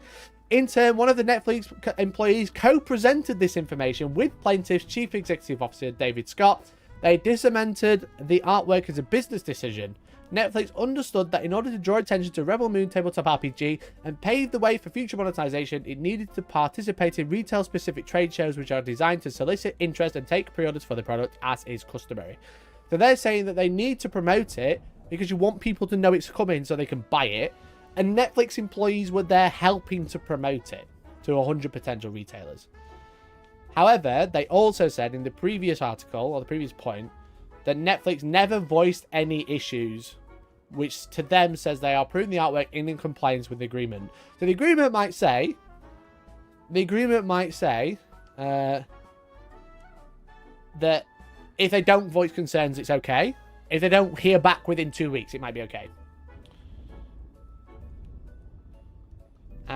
Again, like Anime Manager says, in business law, isn't it typically one party giving notice of something occurring and it's down to the members of the company to object to it? Yeah, like, probably. Like, I don't know. In the agreement, it could say, I haven't seen the agreement. I don't think there's a link to the agreement unless I've missed it during the first bit, but... so they're saying that they never had they never expressed issue with sharing the artwork. Netflix employees went with them to the show. Netflix employees helped them present it. And then after that, Netflix said that you broke confidentiality. So have they sacked the two people who went with them, the Netflix employees. I don't know. They disseminated the artwork as a business decision. Netflix understood it to great attention. Again, so they're doing it to, they've got to promote it to sell it, you know. They're manufacturers, they're not retailers. In light of the above, Netflix cannot credibly claim the plaintiff materially breached the agreement's confidentiality provisions since, among other things, A, Mr. Snyder had already publicized the existence of Rebel Moon Tabletop RPG in his March 19th podcast appearance. The very same artwork issue had already been distributed by Netflix employees at Gamma. The artwork was little more than pitch material recycled for Gamma, and various Rebel Moon word marks and logos were already widely available on the internet. Netflix even instructed Evil Genius to use these materials rather than delivering official licensed property to Evil Genius per Schedule A of the agreement. So they use stuff from Netflix that they plucked from the internet, and Netflix are mad about it. In their words, plucked from the internet. Where was it? Oh man, where is it? Oh, I can't find it now. Here it is. By section 1 of the agreement, it instructed the plaintiff to pluck the logos from the internet. Oh, it's so good. This lawsuit's great. Where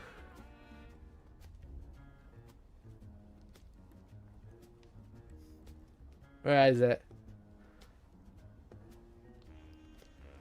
Love plucking shit from the internet, literally. Why would you send employees if you didn't give the go-ahead? Get your head out of your ass. I mean, yeah, like, literally, if it's not sending employees to this trade show, not an endorsement of what they're going to do. If they're promoting it and they're selling it as well, then what else is it? Anyway, in the letter dated May 25th, Netflix accused plaintiff of breaching the agreement's confidentiality provisions, declared a material breach, and terminated the agreement.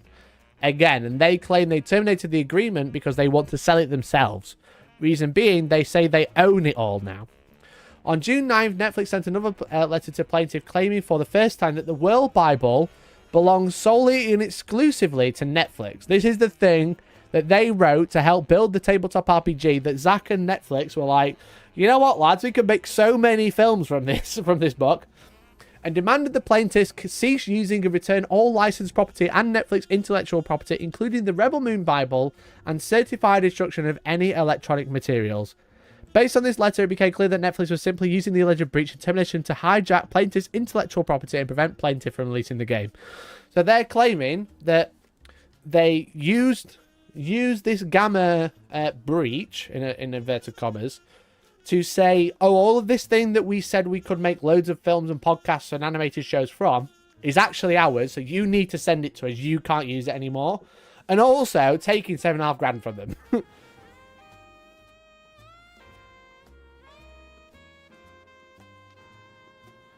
Someone's at my door. It's BRB. All right, 1 second.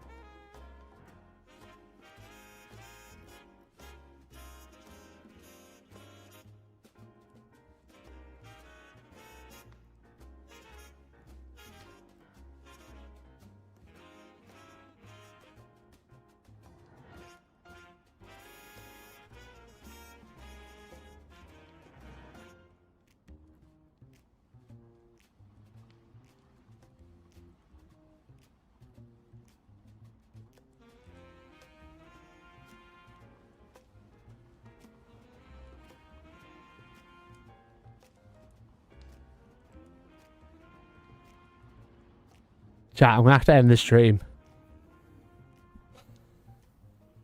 After the stream, Netflix had just turned up.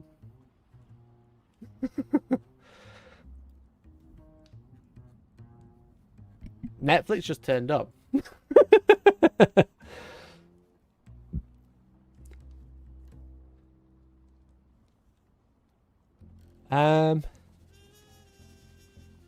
You scared me, I was worried.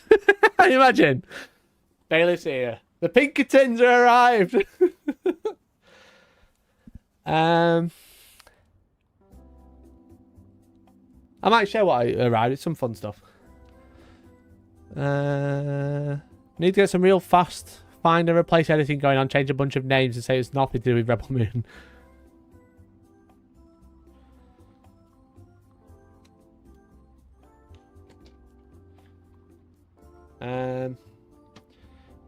All Evil Genius work documents will be with timestamps so they can just compare. Yeah, exactly.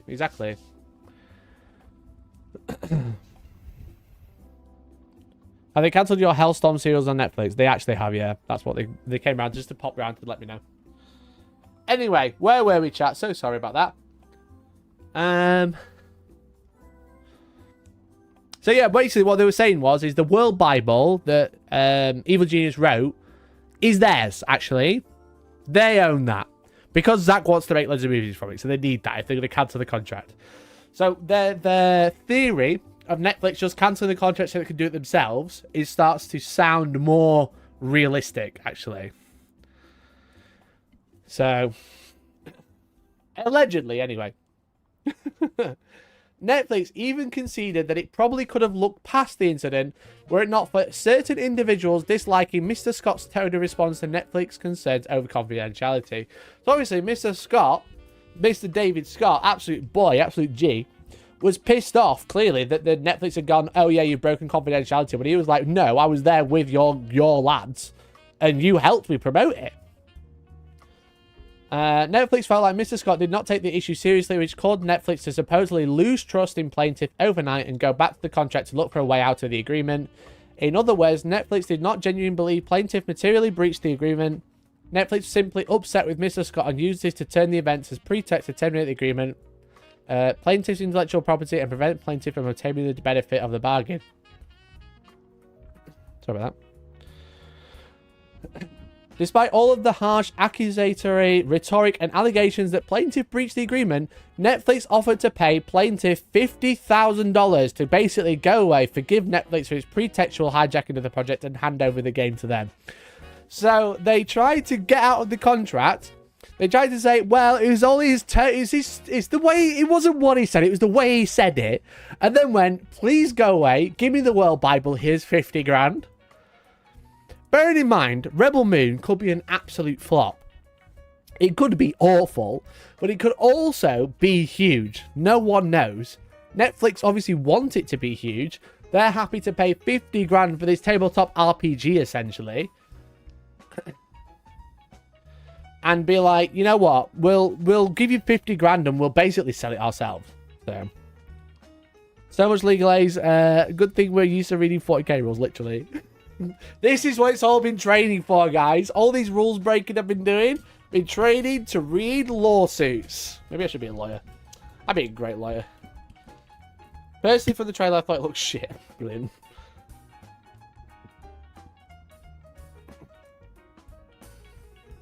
The parties subsequently tried to resolve this dispute amicably, but to no avail. Plaintiff therefore brings this action to compel Netflix performance of the agreement, or alternatively to rescind the agreement, reclaim its intellectual property, and seek damages for Netflix bad faith conduct. So they're basically saying, you know, let's work out what's going on, or you're going to give us the money back, but we own the World Bible. It is not yours. So they're trying to say that this is what it's all about. It's this World Bible that they've wrote. That's what it sounds like. That's what Netflix wants. Again, that's what I theorize, allegedly. They want this World Bible because this basically took Zack Snyder's story from being Star Wars to its own thing. And Zack even said that they could create multiple shows from it, multiple animated shows, RPGs, other films, spin-offs and stuff like that. And they want that so they can go and make all these things. And they're saying that, well, you broke the agreement just to try and get out of the contract and claim it back, and then go, also, we own that because it's our intellectual property, which obviously it isn't. You know, they wrote it. They made this 1,000-page 3 books in 1,000 pages. So it's a real crazy one. It's a real shame that, like, obviously we don't have Netflix's side of the story, but allegedly, looking at what we've read, it looks like Netflix is trying to bully their way to be like, get this document, whether they want to produce the game themselves, or they're just like, here's 50 grand, now we've got all the backstory for Zach to finish his film, you know? And how the hell did they get all of this information and before the movie be coming out at the end of the year? But again, with like fucking all these writers' strikes and stuff like that, for a company to be like, well, here's all the backstory, we've wrote it all for you, during the writers' strike as well, 50 grand is nothing to them. It's pennies to Netflix. To get this entire backstory that Zach can go, oh yeah, that story sounds cool, let's write a film about that. Let's write a show about this, you know? Anyway. This is talking about the breach of contract. All previous allegations are re-alleged and incorporated herein in reference. Essentially, they're just talking about, like, they did everything they could.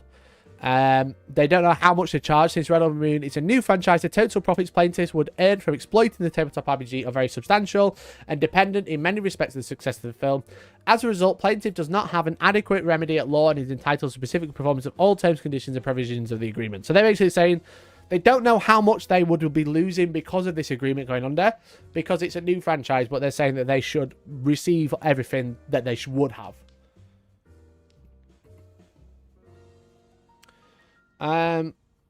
Or what they're saying is an alternative to specific performance. Plaintiff is entitled to rescind the agreement and seek restitution since Netflix has accepted all the benefits under the agreement, but failed to deliver the licensed property and refused to permit plaintiff to actually release the Rebel Moon tabletop RPG and enjoy the benefit of its bargain. As a result, defendant's breach is so material and substantial that it has affected the very essence of the agreement, constitutes a material failure of consideration, and totally defeats the purpose of the agreement, thus warranting rescission. Service of his compliant and defendant shall serve as plaintiff's notice of rescission, an offer to restore any benefits received under the contract. And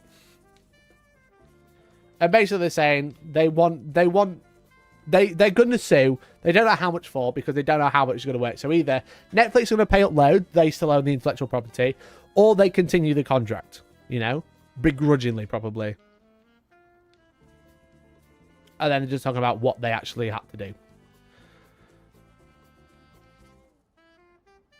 80 mil was the budget. Yeah, so 50 grand is nothing to them.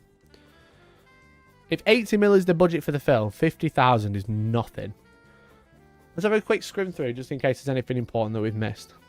All his obligations of the agreement. Defendant breached to imply the covenant of good faith and fair dealing. As a direct approximate result of the defendant's breach of implied a covenant of good faith and fair dealing, the plaintiff has suffered damages in an amount that is in excess of minimum jurisdiction of this court. They're saying that they've lost loads of money because obviously they lost $7.5 plus months of work, plus all the other deals that they were working on at the time.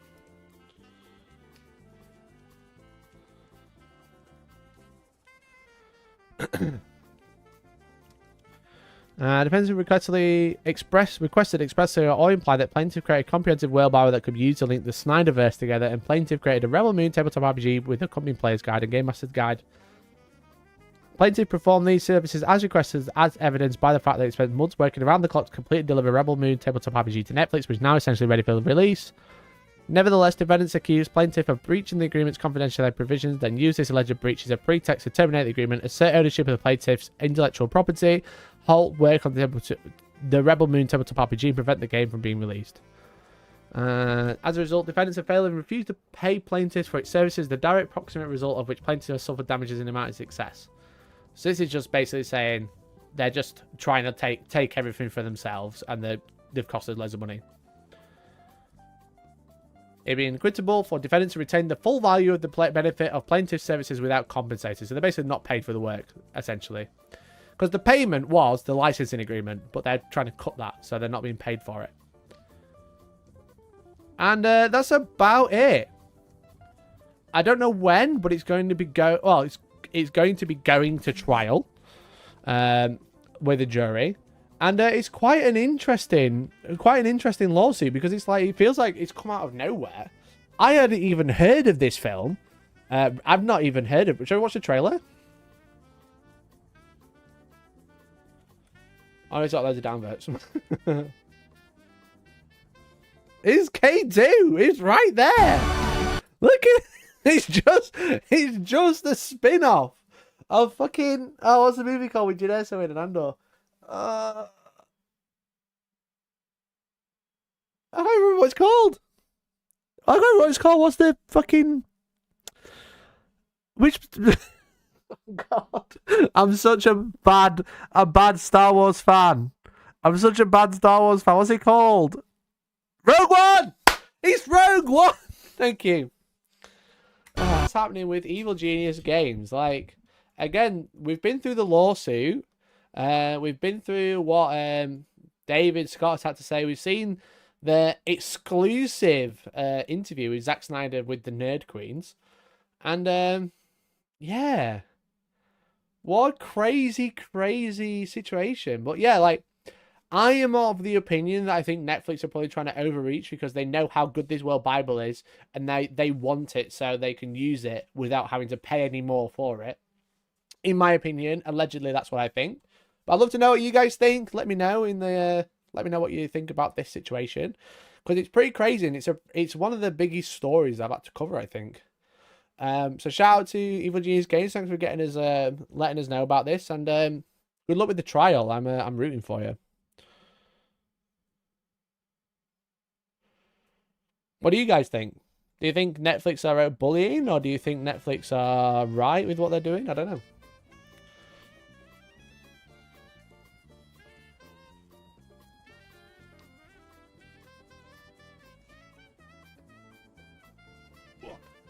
I've been talking for like an hour now, so I think that's probably about it for that story.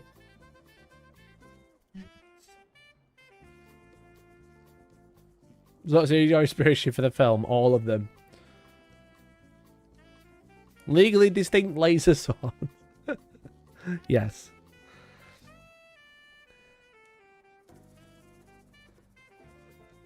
Every sci-fi universe steals off each other. GW don't but like pretend their shit doesn't stink. Yeah, literally. Everybody does it.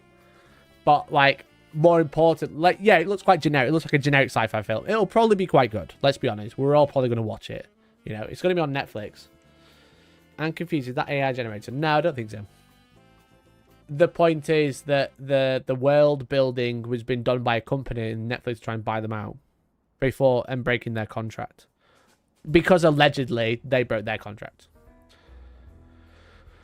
It all depends on what was shown at the actually shown at the event. They said something in artwork. Well, I'm sure Netflix will have a statement soon, or at least if not at the trial, they'll say like, well, you did this and showed off this which wasn't allowed. It could be Netflix bullying, or they may have accidentally shown something they shouldn't.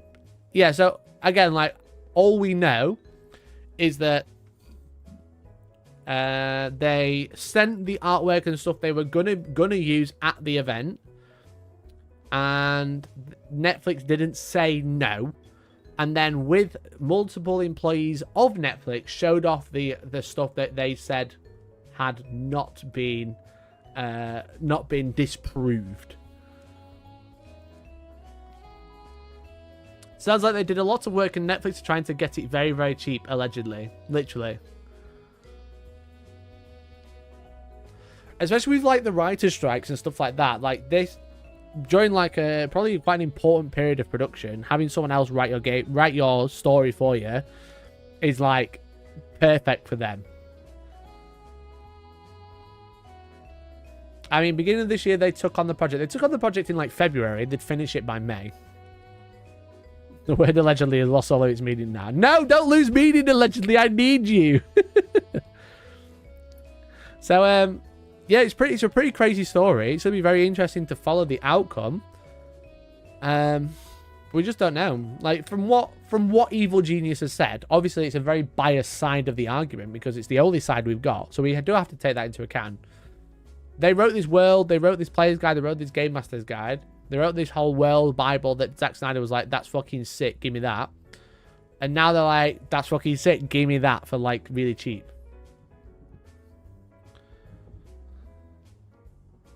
Allegedly. So I missed too much of this to catch up. The long story short is Zack Snyder's making a movie called Rebel Moon with Netflix. It was supposed to be a Star Wars film, but then they didn't want it, so he rewrote it as like an independent space opera. He wanted to build an RPG, a tabletop role-playing game for the film. They got the film made, the RPG made by a company, and they kind of wrote all the backstory of all the characters, called the World Bible. The thing that the lineage, the characters, the family trees, everything about the characters. Netflix loved it. They basically loved everything they were doing, and then a few months later they went to Gamma, a trade show, showed off some of the artwork that was supposedly pre-approved as in Netflix didn't say no. They went to Gamma with Netflix, showed off the artwork that they hadn't had disproved with Netflix, employees of Netflix, to retailers to sell the product. Netflix say, actually no, you broke confidentiality, you leaked the work. So we're cancelling the contract. Also, everything that you wrote for us is owned by us. So give me that now, please. They said no. Netflix said, well, here's 50k, give it me now. And they said, no, we're going to sue you. That's the long and short of it.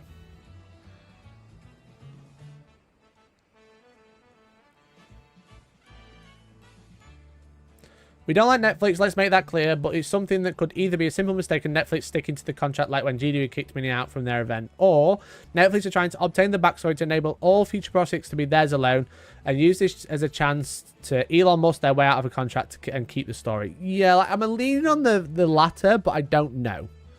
We don't know. We've only got one side of the story.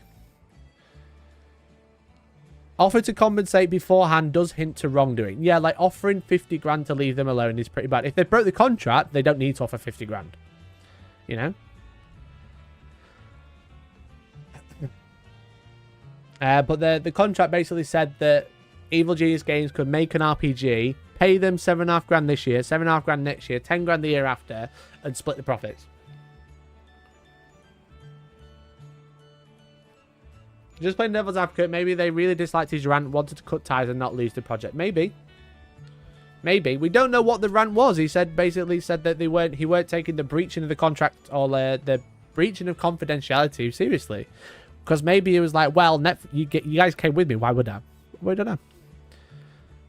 Evil G's didn't elaborate on the CEO guy attitude too much, obvious reasons, but if Netflix cited it, maybe it was pretty bad. Maybe. Maybe. Again, we don't know. We don't have the full side of the story. We've got one side.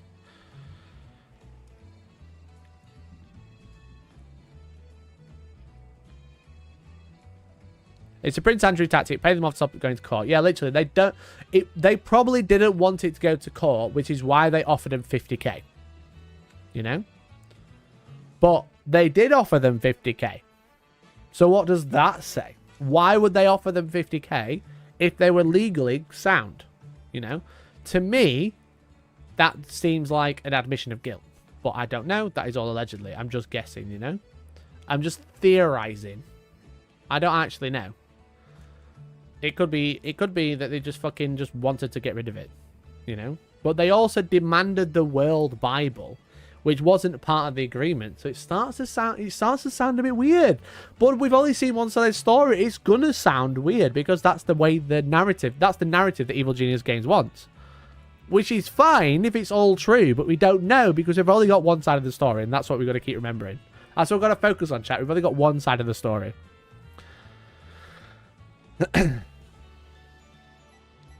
But I hope you found that interesting. Because I did. I thought that was pretty interesting. Well, the fact is, they are emailing the gossip to me directly. Not even an email list.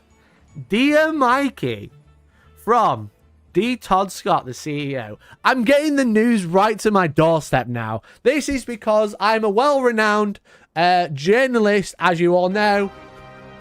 As you all know.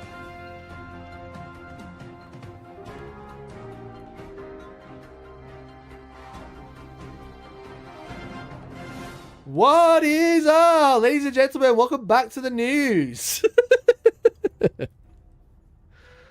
50k's peanuts in court and lawyer fees. Yeah, true. Very true.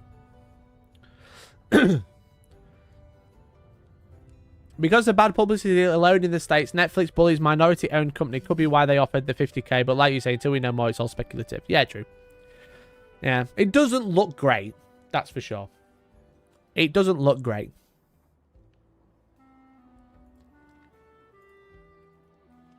However, chat, that is all really. That I don't think there's nothing else to look at really. Also 50k. Yeah, Netflix offered 50k after they broke the contract. Netflix offered 50k to like kind of like say, here you go, give me back the World Bible. Bit cheap, Netflix. Again, this is all during writer's strikes as well, you know? This is like when it's all happening. They're like, we need this backstory because we've got no fucking writers because they're all striking. So they're trying to not pay everyone and also then not pay the company that wrote the world for you, did all the world building for you. So, like, let's pay 50k. That's fucking peanuts. We could make, like, 4 movies out of this and another 2 TV shows. They're going to make millions. I don't know. I don't know, chat. It's crazy. It's crazy. But that's all I've got for you. I think we're just going to end up going around in circles. There's not much else to add to that story.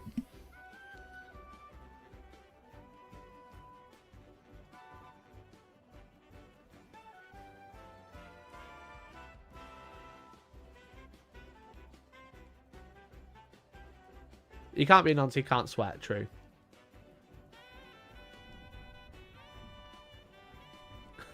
No, just all talking about Prince Andrew. Fuck's sake. Who's tagged me in something? I am. It's literally me.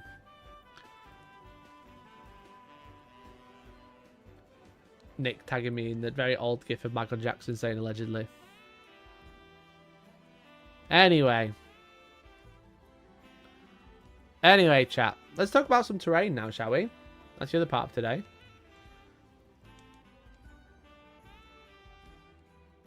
$50k is like 50p in a conquer type piss take. Imagine kind of looking in the wrong for chump change. Literally. Literally. It's bad. It's very bad.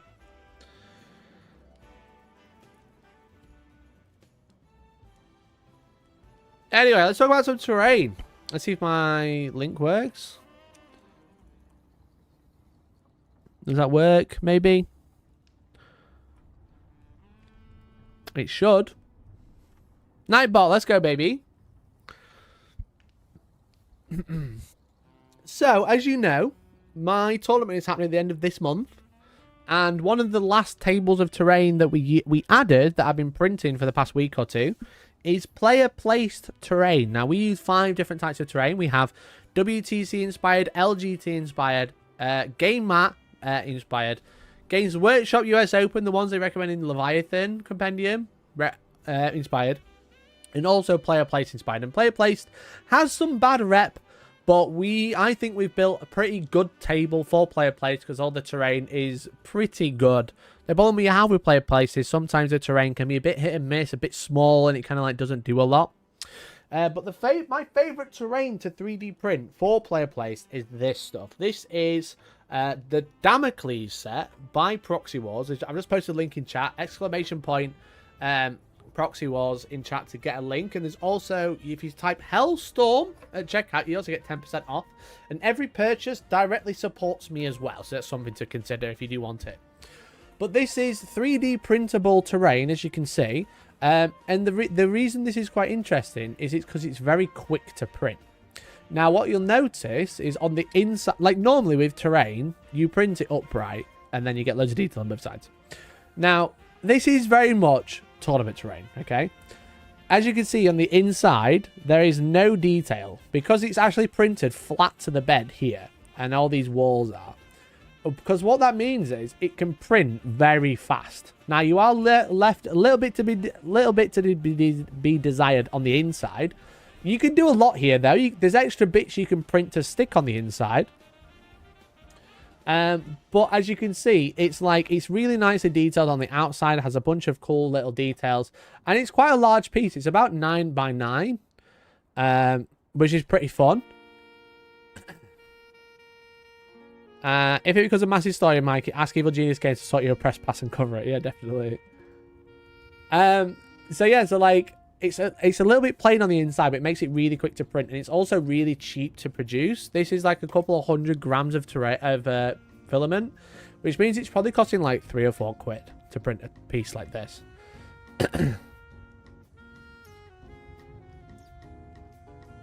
How the fuck did that games company find our Wednesday morning drama nonsense? I'm world famous journalist. World famous. I literally have views all over the world. How do you think they found it? I'm famous, baby. So basically, I have 5 tables of this already, and I've produced another 7, so we're going to build some on stream. I've got pretty much all of it printed, but I've not printed the top. I basically need to print the last 2 walls for all the buildings, which is actually quite a lot of work, but I've got most of it, so we can build most of it today, and I can show you how quickly it goes together. But all of this you can buy as an STL for like £25, I think. And you can print as much as you want then. It's quite a fun kit to put together, I think. I think it goes together really well. It looks nice on the outside. Again, the inside you could do a lot with it, but when I'm doing a tournament, the inside is black, guys, okay?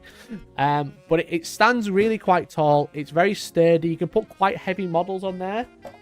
Sneak preview for a model I'm printing. This is solid resin as well. Obviously, it holds perfectly fine. And you can fit quite a lot on there. This is a huge, huge model. And, you know, there's, like, no bowing or anything, as you can see.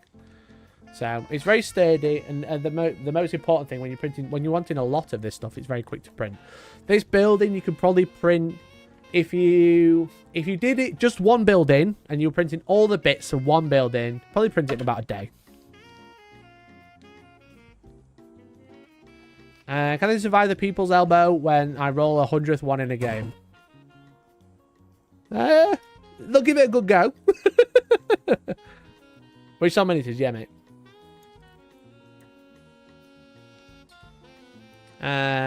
Washington Post offering you jobs now. I'm more of a Daily Mailman. I just get them in my inbox. I'm a well-respected journalist in the games community. So, what can I say? So we're going to build it. Can we just move some stuff out of the way?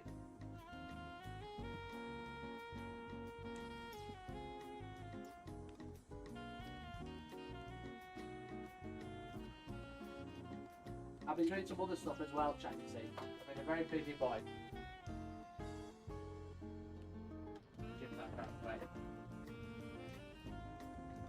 And that should work if we do this. Beautiful. So here, as you can see, this is what it's like when it's flat packed. It's great.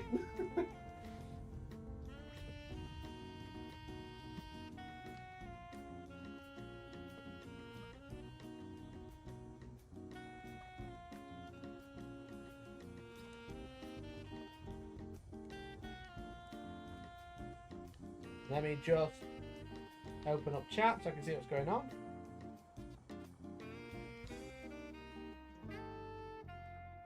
Piers Morgan is not my idol. Shut up. Okay. So this is what it looks like when it's all printed. I printed it all in one colour, so it's not going to be that colourful. Black terrain is great. Black PLA, because you don't need to prime. So I'm going to show you how quick and easy it is to build. But it's like Lego. It's great. I love it. It's so fun. But also, I've got a lot of terrain to build. So now I'm using streams as an excuse to build all the terrain.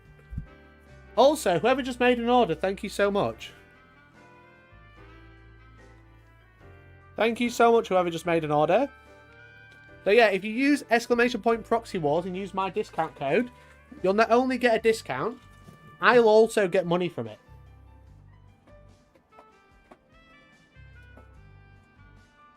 So !Proxy Wars in chat. So I'm just going to get a bunch out so we can start putting it together. So I use Uhu glue. I know in the US they're all obsessed with fucking 3D glue, but I can't find it in the UK anywhere. So, but yeah, anything you buy from Proxy Wars, I'll make money from. I'll like get a cut of the revenue at no extra cost, and you'll also get 10% off by using my code. So it's like a win-win for everybody.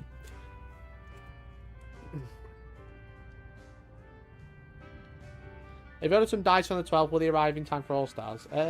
Should do. If not, you can collect them at All Stars. So the squad markers that we actually sell on the website are actually from Proxy Wars as well, because we're like really good friends. They've like been a really great company. I've worked with them for a long, long time. But they are really nice. But the great thing about this terrain is you don't actually have to glue it together. I glue it together because I don't trust tournament gamers. Okay.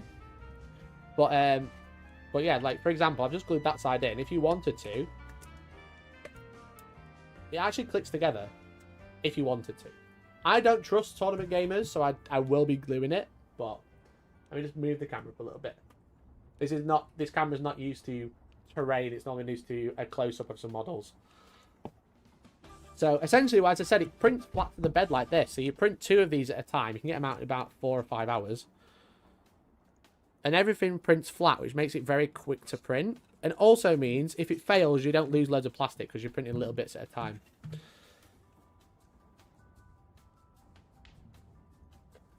Seems a bit big. Would it look better at 1/4 of this scale? If you're printing at 1/4 of this scale, jokes aside, you could probably build it in digitally and then print it together. As you can see, we've already started constructing the building, and then what happens here is normally you use pegs to clip them together, and there's like holes, the receptacles for these, and then they go on there like that. I just glue it on because it literally doesn't matter, but I'll probably build it in 2 halves today and then glue them later. Then we got like our middle support piece. Again, Uhu glue's great, or you can use hot glue. Hot glue's good as well, but it kind of just like gets everywhere. That's the issue. But yeah, Uhu glue is really great because it's got like a little like it like fills the gap, and it's like kind of rubbery when it's dry, which is nice. Peg, he uses them literally.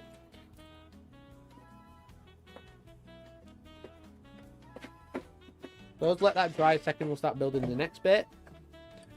This is the floor This is the mid-floor section. So we've got 4 big ones which have a mid-section like this, and then we've got 4 little ones which don't have the mid-section, but they have the top section essentially. So it's just the top sections I haven't quite finished. So we'll glue these in here, and then once I've glued it, I'll let it dry, and then go over it with a blowtorch to get rid of any like stray glue bits and any stray plastic, etc. I missed the drama, yeah, mate. Feel free to rewind though.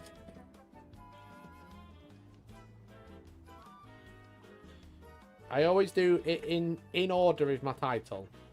If I say I'm doing terrain, but there's drama first, I've already done the drama if I'm working on terrain. At least you know what's coming. That's going to go there. Don't need the support beam. The nice thing is, though, is you can build it however you like. I like to build it like L's because it's for a tournament, but... Hey, Lehman Russ, thanks for 12 months, brother. 1 year is a freeloader. Keep up the amazing work. Hopefully see you at your event in October. Have you got a ticket, buddy? Be good to have you. Be definitely good to have you, bud. So the next piece goes on here, but we actually have some gaps to fill here, as you can see. So we need to fill those gaps first. So I've got some other bits that have been printed. I'm just looking for them. Again, it's like Lego. You got to rummage around in your box and you hear it.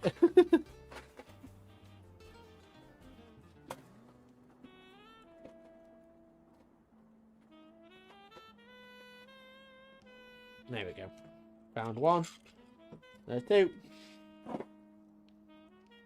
Where have my clippers gone?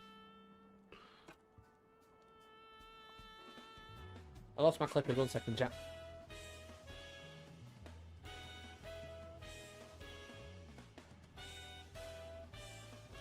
Oh, they're there. They're literally right next to me. So I made a bit of a boo-boo because this is so modular. You have loads of different parts you can print. There's like 100 files I've got. So I printed these a bit long, so I'm just going to clip them down to about there.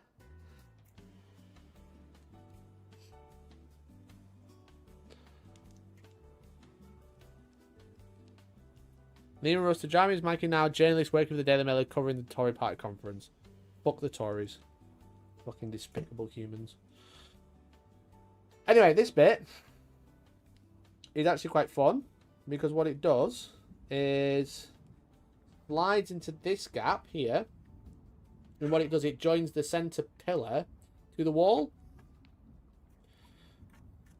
like so. I probably clipped it a bit short, but it's going to be fine. I'm going to do the same on the other side. I'll not clip it quite as short this time.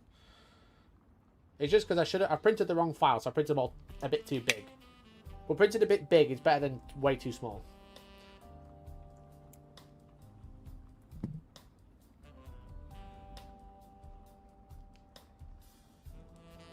This is some great terrain, allegedly. Thanks for the 10 months, Lambo. Appreciate you, mate. I don't know who just ordered, but thank you. I don't have an alert for the orders. However, every time you order, I do see it, so thank you very much. Thank you very much, guys. You're very, very kind, very generous. Again, every time you buy something, that directly supports me. Using that link and that code. I missed a bit, I realised. We got this piece. This piece is going to go on top.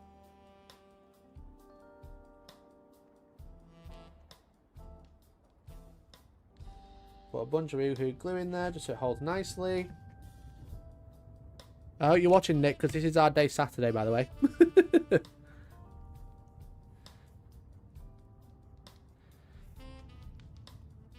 And there you go, that's the middle section done. There's a bit of a gap there.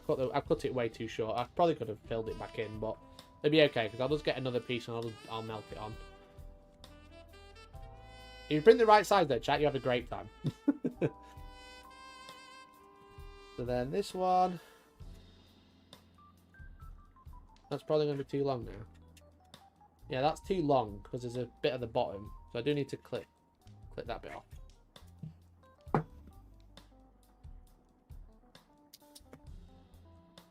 Keep all of these so I can reuse them.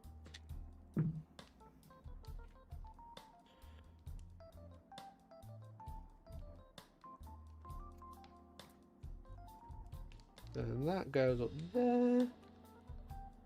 Like so. And then you got like a bottom runner. Not that one. This one. So this is like the bottom support. This like finishes off the terrain for you.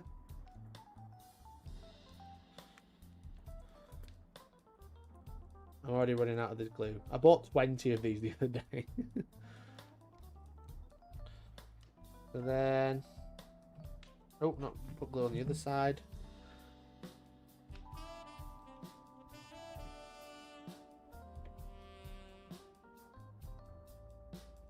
And that goes in there. Like so. Make sure it snaps in. There we go. I just need the other side, which I've left in the print room, I think. Lambo, is this your training video? It is, mate. It is your training video. It's me and Lambo are having a terrain day on Saturday. Right, let's just go and grab that other bit.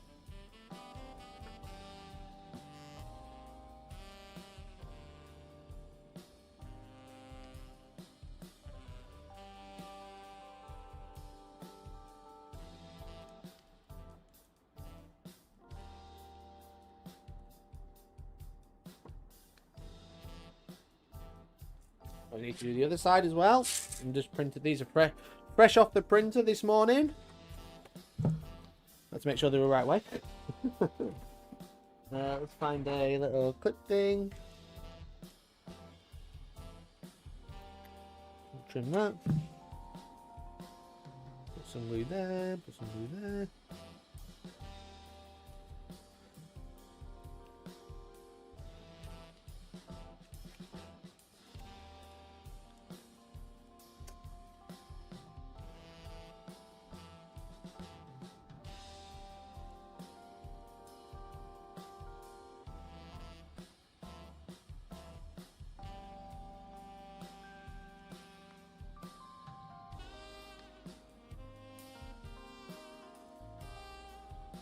There we go. And then we should have a good base of a building. That just all slots in there. And there we go. So we got a nice solid base now. As you see, like, just for reference, this is all printed flat. And I'm putting quite a bit of weight on it. It's all just cracking into place now. And then we've got the next bit. We've already built a whole building, nearly. So the top bit I haven't quite finished, but we do have the floor to put on there. Looks like a good solution for TOs who need a lot of terrain. Yeah, exactly. And again, if you've got a 3D printer and you are a TO, it's pretty cheap to build, to print, sorry. It's not an expensive kit, you know? It's like 20, 25 pounds for all the files, and there's so much options. So for our player place terrain, we have 4 large and 4 medium. So the medium is basically, it starts here, essentially. And the large goes, it's all 1 tier higher. I just haven't printed the smaller walls yet, because they take I'm printing all the mid-size ones. The longest pieces are the wall sections. They take ages. But again, whoever just made an order as well, thank you so much. I'm waiting for the blowtorch, but I have to wait for it to dry, so I'll keep these to one side and we'll do some blowtorching. I'll set fire to my house. How many panels do you get off 1K reel? It's got to be loads. Oh, so many, mate. So many. Now I'm not printing one building at a time. I'm printing one piece for 7 tables at a time. So I printed... So it's 2 of these per building. And there's 4 buildings per table. 4 big buildings. So that's 8. And I printed 7 tables worth. So 8 times 7. A lot. And it was about a reel. About 1 roll, I think. So this is really relatively cheap to print. As I said, you could probably get a whole building out of like maybe half a roll. So like, if you're buying it pretty cheap, if you're buying filament like £10 a roll or something like that, you're looking at like 10 pounds a building, which is really cheap for what it is. Right, let's build the 4 big ones and then we'll build the 4 smaller ones. I'm running out of Uhu glue. But yeah, I've got like multiple printers all printing each part. So like one of them is printing the panels. One of them is printing the floor sections. One of them is printing... I'm currently, one printer is printing all these runners, you know? Like, they go on the bottom of the print. You can see this, like, stuck together still. So, like, each... And the build tack of the bed that is still dying. I've still not replaced it. But like, basically, each of my printers is printing a piece. So it feels like it's taking a while, but it's actually because I'm printing 7 sets of everything. All at once. Which is, like, a really efficient way to do it. Because as soon as it's done a print, you can just set it doing another one. If you're just doing one building, it'll feel like a bit of a pain because you've got to slice so many files. But like, if you're printing a bunch of it, if you plan for it, you can make a lot of terrain very quickly.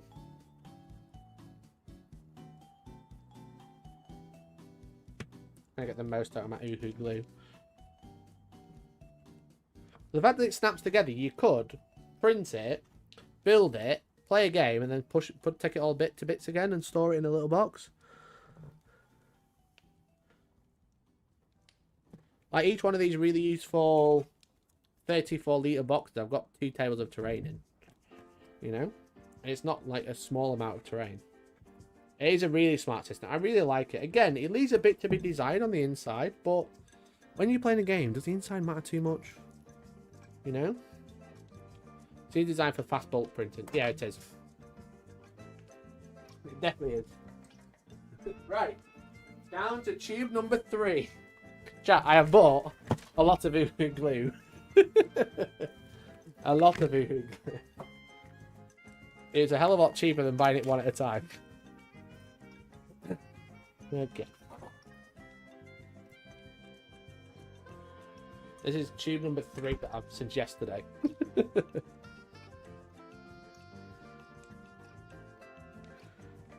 Yeah, you can print so many cool things with FDM printers, but something like this is so cool. Like, such a clever thing.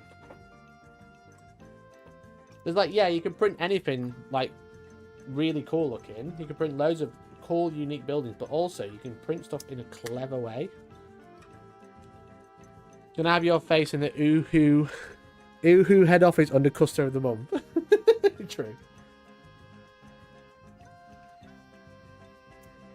Plus, the inside is a trade-off of printing, as like you say, not many people are going to be staring at the inside of a board mid-game. Yeah, exactly. A lot of the time, it's bloody dark in there anyway, so you can't see anything. You know? A lot of the time, you can't see anything because it's dark. So, like, yeah, it just, like, it doesn't, a lot of the time, it doesn't matter. Especially for, like, tournament terrain. It's, like, really well, compared to, like, MDF version, the detail on the outside really makes up for the lack of detail on the inside. Because MDF would just be plain on both sides. You know? When that's what you're, like, comparing to, it's, like, fucking insane compared.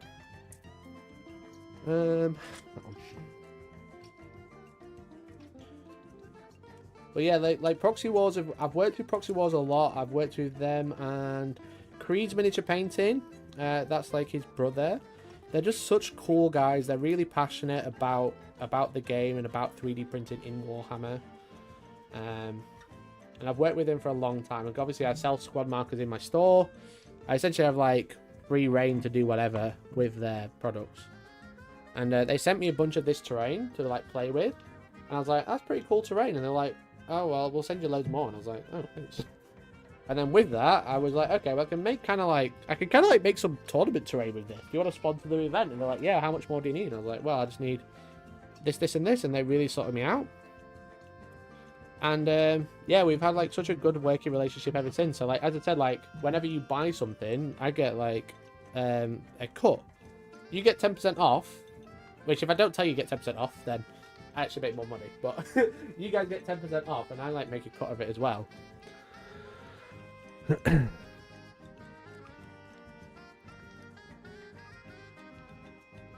Just have posters. Yeah, you can just do anything on the inside. For the next event, we probably won't have anything fancy going on. But yeah, we can work. We're going to be planning. I'm planning on working on the terrain between now and the next event. Ooh, leak. Spoiler.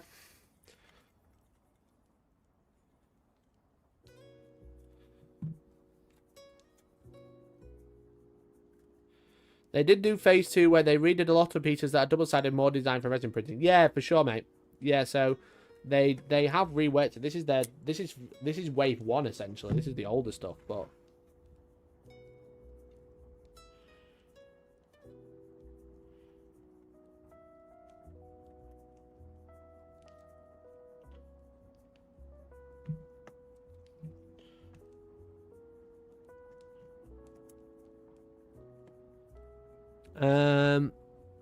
I'm looking at getting the Elegoo Neptune 4 Max purely for a big project of 6-foot Termagant next. Martin says he won't be able to move in the hallway if I make it though. I've got a Elegoo Neptune 4 Max downstairs. I got it last week and I've still not opened it yet. If there was a hypothetical next event, would it be back south a little more than Sheffield? Not initially, no. Actually, more likely the other way. Like, I'd love to run tournaments all over the country. But, people already do that, so I'm kind of, like, thinking outside the box.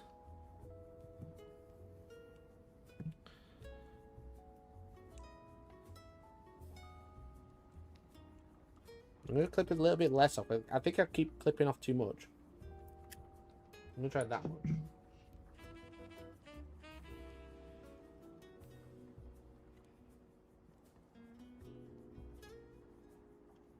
Oh, it's better.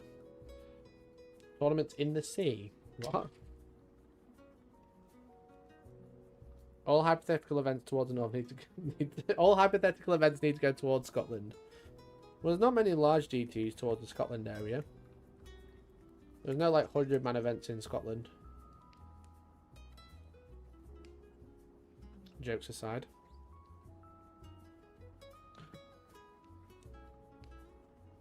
It's insane how quickly new prints come out. They've been coming out so fast for so long now.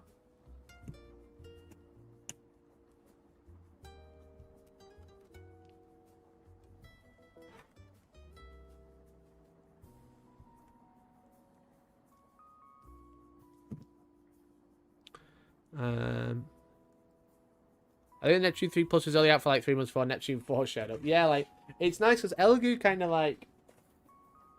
They were really good, and then they kind of like dropped off the radar for me, and then suddenly came back on the market, and they've been really kind to me since. Thinking outside the box, because you said people are do tournaments all over the country. I do them in other countries like Scotland. I mean, why not? No one does events in Scotland and Wales.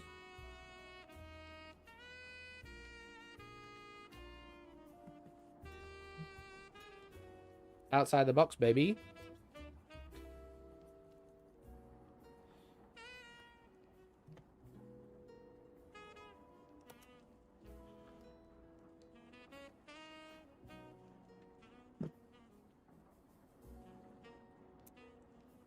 They're both the wrong way. Oh, that one warped a little bit. I actually printed this wrong, so I'm just going to clip the end off. I printed the wrong piece, and I just thought I'd use it anyway.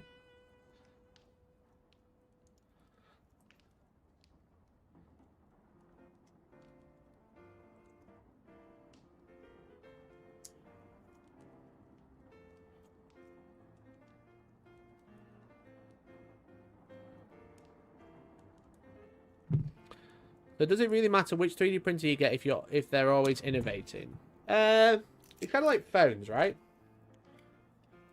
Like if you get the latest phone, it's going to be great.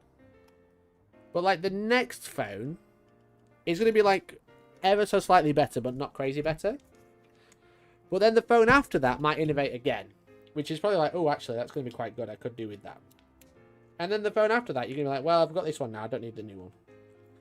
It's kind of similar to that, I think. So I'm just like fashioning this into the piece I actually wanted because I printed the wrong ones. Because there's so much choice, chat. So you just cut it into the shape you want. There we go. That'll do. Beautiful.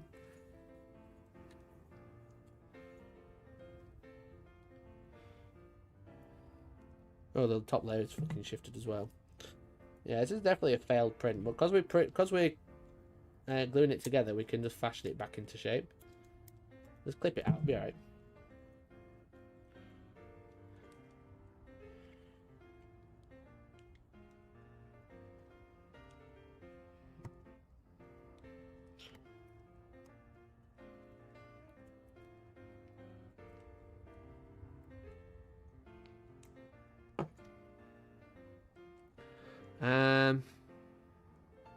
Whatever happened to Tabletop Tactics gaming venue? Yeah, they always, not to like discredit what they do or anything, but they have like done like a big funding thing twice, and both times it was so people could go play at their venue, and both times they just hasn't appeared. So I don't really know, to be honest. Like maybe it's happening, I don't know. Oh, this piece is mega fucked. I probably shouldn't have used it. Remind me not to use any of those again. There's at least 4. But it might be because this is too long. I think this bit's too long. So this is all my fault. This is why it's not working. Yeah. I printed the wrong bits a couple of times. The problem is because I'm not like building one building at a time. I'm doing loads at a time. I print a few, then I go, oh shit, that bit isn't right. Hellstorm needs to do a fundraiser so you can buy me a house. Hellstorm needs to do a fundraiser so I can buy myself a house. Yes.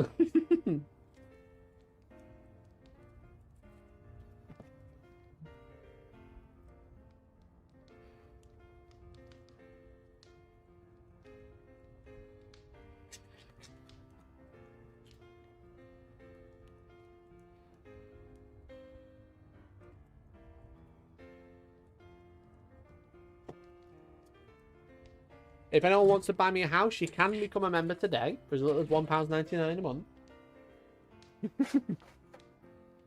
For some reason, I thought you owned your house. No, mate.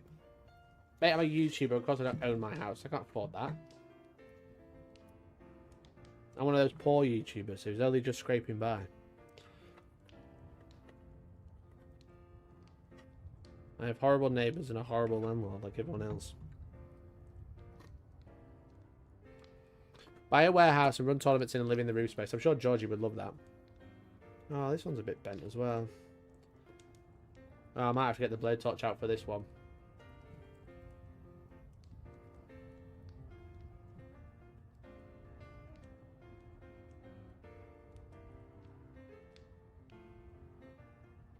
Does this count as pyromania? Okay, chat. It's time.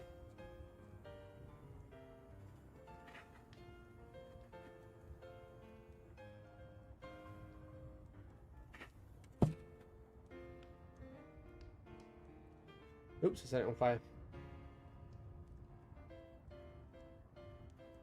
Ooh, that's hot. Well, that's definitely my finger burnt. There we go. There we go.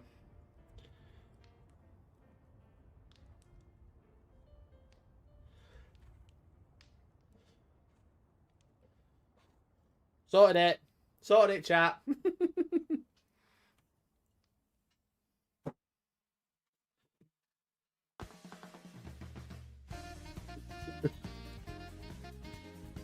You don't get much house for $1.99, but collectively, collectively,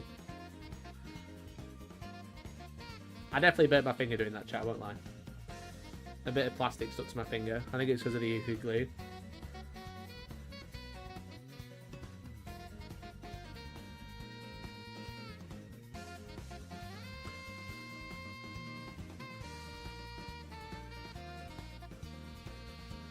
Fire equals battle damage. Exactly. You're not even able to tell.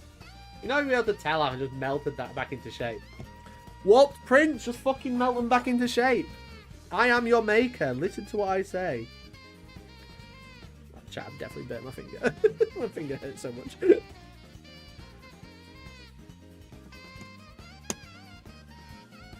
Oh yeah, there's the blister. Can you see, chat? Can you see the blister coming? I'm putting my paint water over a minute.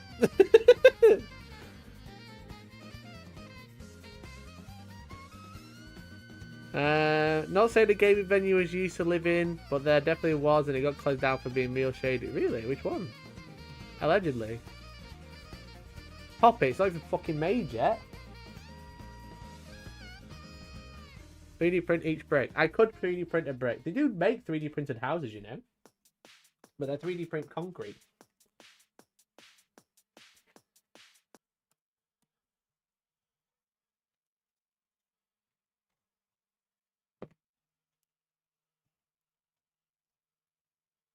Sweet. Alright, that's 3 big buildings almost done.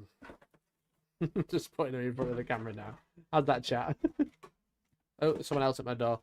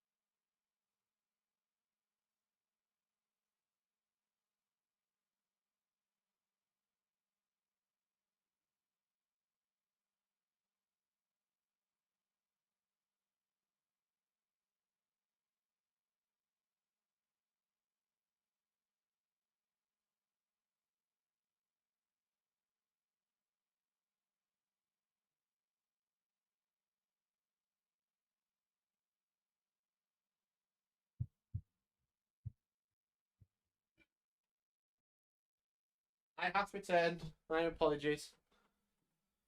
Wednesday just seems to be delivery day. I don't know why, but every Wednesday I always seem to get loads of deliveries.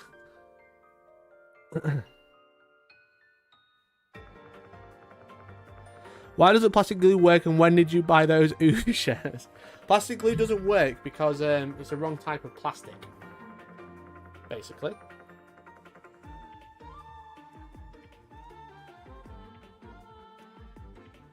So polycement reacts with the type of plastic. That's why they use it.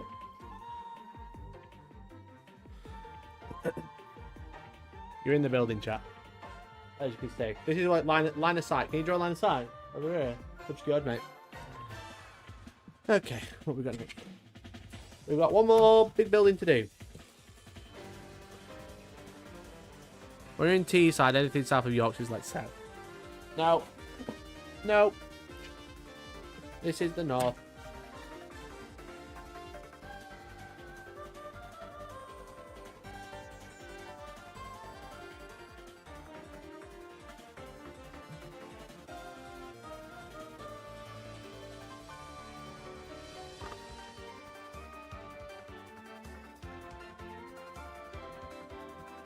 There's like a bar per 20 participants. There is a bar per 20 participants, but you're right.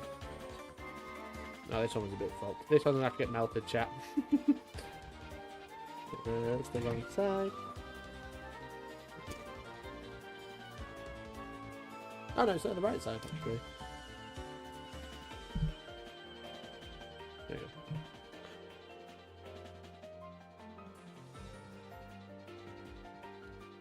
You can see how quickly this table's coming together there. How long have we been building? Like 40 minutes? Something like that?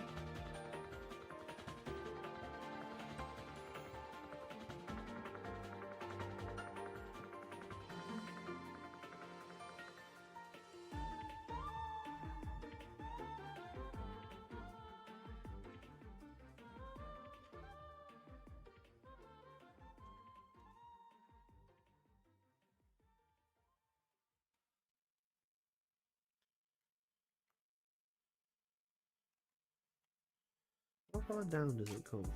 It comes to the second brick. Yeah, it's about right.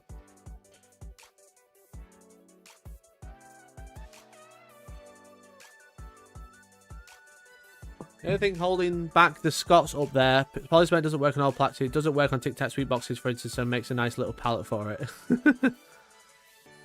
When you next down London way, I will grab you a shandy. I don't actually know, actually.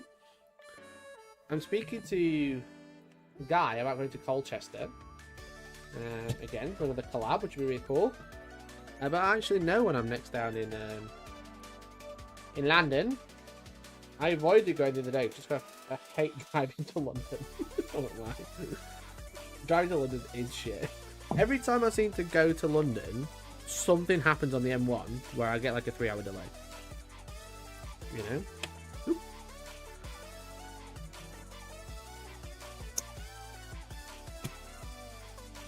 I don't know why. I'm not superstitious, but it is every time I go. Which is awfully annoying. But yeah, let's go meet you, dear lad. It'll be fun. Come have a look around the offices, you know?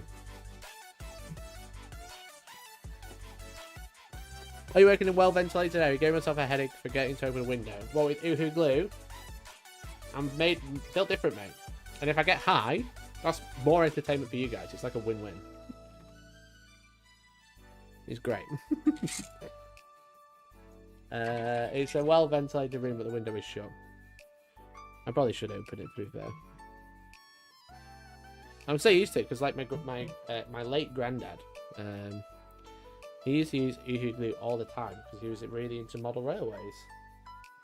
So as a kid, and even a little bit older, we shared this passion of model railways. One, two, I'll remember the last one. So me and what I'm trying to say is me and Uhu glue won't go way back.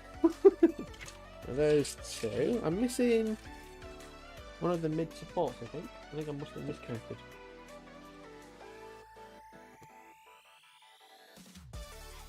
But yeah, like Uhu glue is just fucking great for this sort of shit. That's all he used to use to glue his trains together in all his buildings.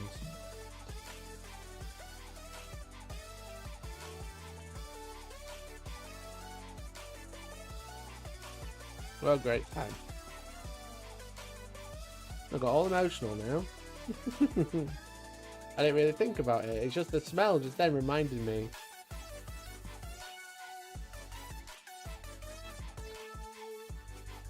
My granddad bought me a train set when I was really little, and it was like Thomas the Tank Engine theme, like a Hornby railway set. It was really cool. And then as I got older, I wasn't like super into it because obviously I was getting like a little bit older. I was starting to like play video games and stuff, and Thomas the Tank Engine wasn't cool, so I wasn't interested. So we got rid of it.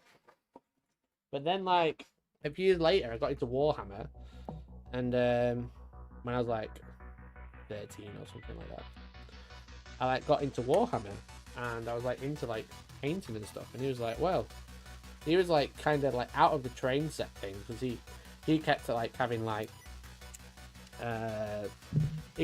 basically health scares, and he was kind of like, well, I don't leave your grandma having to sell it all. I'm not bothered anymore. So he kept like selling it, and then like a couple of years later, we buy it all. It was very funny. It was exactly, I get my buying tendencies from him. I'm like, I'll sell it all, I don't care. And then like 2 months later, I'm like, I could really do it that again. That's really cool. But anyway, he got like inkling that I was like showing him his Warhammer stuff, and he was like, would you ever be more bothered about trains in it? I said, well, that'd be really cool, you know. I really liked it as a kid. And we made like this really cool railway. My granddad was really good. He used to like sell them for like exhibitions and stuff. So like companies used to like commission him or buy them off him. So like to use at exhibition shows. So like they got me a train set, another one, a Hornby train set. I know, cringe. We play Warhammer. It's not cringe. When I was like 13, 14, something in that age. And like, I put it together and I was like so sick, and my granddad was like, oh, we can like put it on the board and stuff and build it all up again. And I was like, yeah, that'd be mint. And then I like did it at Christmas, and then I didn't see him for like 2 months. Just like fucking schoolwork or whatever, I don't know, I can't remember. Anyway, I came back and he'd fucking done it. He'd used my train set that got me for Christmas and just fucking put it together, the little shithead. It was so funny. And I was like, oh, there's nothing to do now, so I just get to play with it. And then, yeah, that's the problem with train sets, is like the fun isn't... The fun is, it is fun to run them round. A lot of the fun is building it up. What I'm saying is my granddad conned me. He bought me a train set and he actually bought it for himself.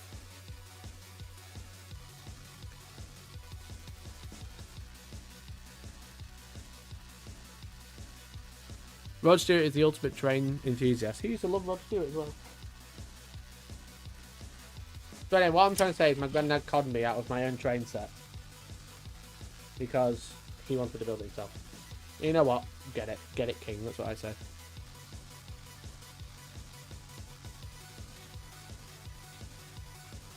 Because that was quite kind of funny.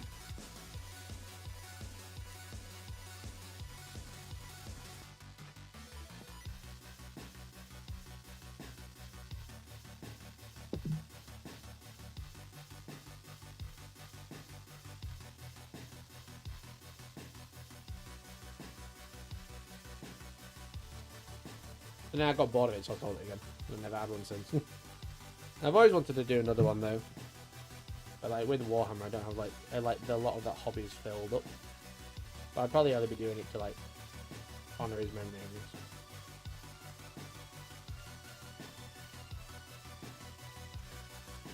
It is cute though.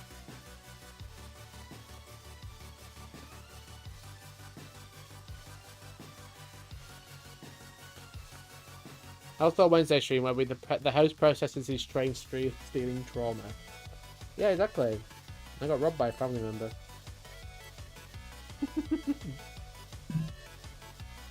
I think it's a funny story though.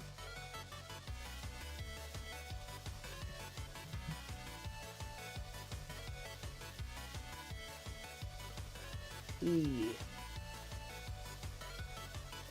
After I've built this one though, there's only like 5 more boxes to build, and then we're done.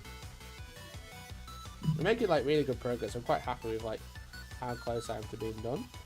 I was expecting to be like building terrain like the night before, but like it's feeling pretty good. Did a family member scam your model trains too? Yeah, as I said, like I built all those 4 clicks at the bottom of the leaves now.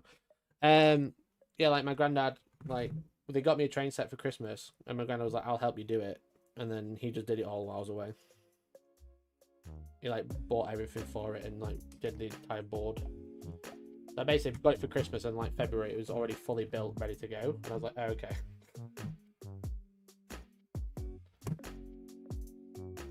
He robbed me of that experience of building it with him. That's what it did. What train did you have? Well, the one I only had like the starter kit. I can't remember what train it was now. I didn't buy any more engines. Or locos, sorry. As he would have told me off for saying that. When I was a kid, I had all the Thomas the Tank engines as model railways. So I had Thomas, Annabelle, the other coach, Percy, James, Gordon. But then my granddad had loads. He had like massive cabinets full of them. So he used to like get like really thin cabinets and like put like railway in it. And then like have them on display. Flying Scotsman was proper cool. Wish I could have had one. Yeah, Flying Scotsman was cool. He had one. I didn't.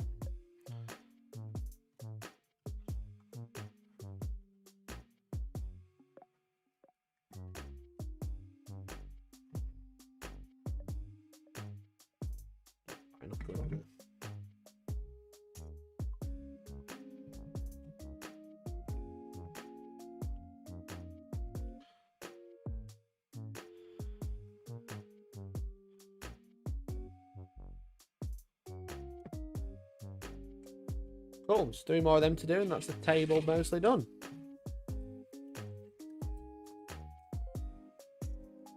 Had Mallard and a Smoky Joe and what have you. A bunch of other stuff. Family member gave me 100 quid for it, which was massively undervaluing it. Oh yeah, definitely. Now, I was just saying kind of like the joy of building a railway set is building it. And my granddad like got out of it because he was like, I don't want it anymore. And then when I got one, he was like, you can do it in mine. And then I left it a month or 2, and then I came back and the board was already built because that's all he'd done for the 2 months. Very funny. My mate had the Mallard, the one that ended up being faster than the Flying Scotsman. We used to race them as kids, like they didn't have the exact same motor and used to stop watching everything. Brilliant. The same motor, but what about the weight, Steve? The weight's the important bit.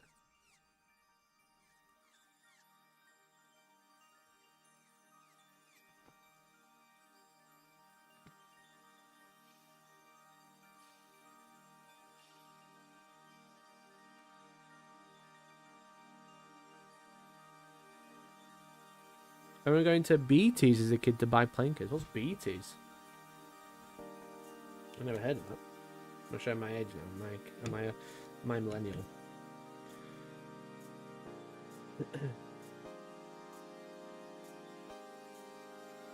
I don't think these tubes are big enough because I've nearly finished another one. I've not even built one set yet. BT's was a department store. Okay.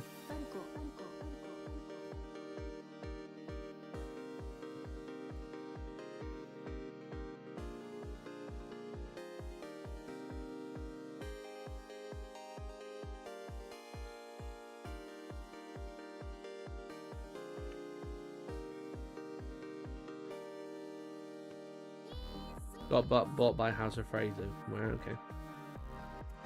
It's crazy though, because like, yeah, like I was like started getting into like 3D printing, and like my granddad wasn't into trains really at the time. He just bought the magazine. He was one of those who's like, he was still into it, but he didn't want to buy it because he didn't want to like pass away with like loads of stuff for my grandma to deal with, even though that would have been fine.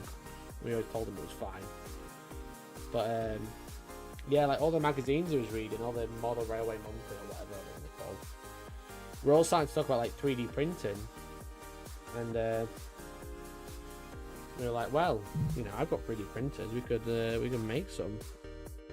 I was really fascinated by that, and then sadly he passed away a couple months later.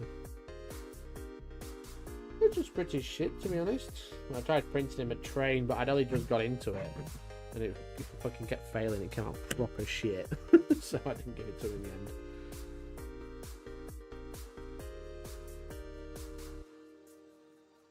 And I just randomly downloaded a file of Thingiverse with the tracks attached and everything. It was awful. It was never going to print. And I was trying to print it. I was like, when's it working? Anyway. Funny innit? My life catches up with you like that. It's too high. Looks like.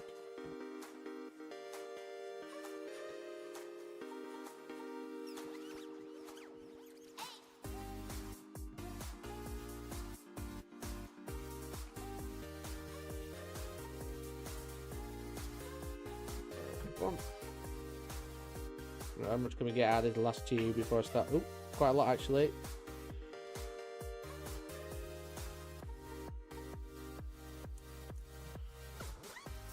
Enough from there.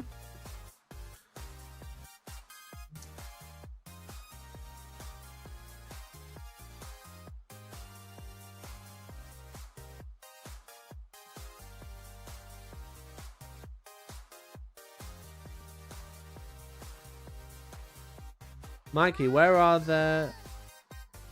Why are there tiny bits to glue onto your terrain set? What do you mean? This is just structural. These bits are just structural, if that's what you're trying to say. Where do I get this easy terrain from? Exclamation point Proxy Wars. It's a 3D printable terrain. If you buy some, I get kickback. But you can buy the STL for like 20 quid, I think. So it's super fast printing terrain and it goes together quite quickly. We get the last of this building built with this last bit of glue in this tube. But yeah, exclamation point Proxy Wars in chat. It'll give you a link. You use code Hellstorm at checkout. You get a discount and I get a kickback. So it's a win-win for both of us, really. Oh, that's a bit too long now. Well, make sure you print the right bits, or you have to do what I'm doing, having to clip bits off to make sure it fits. Not sure to take that out. Fuck it. Yeah, right. I'll blowtorch it back together. That'll be a good idea. Right, that Oohoo glue tube is dead.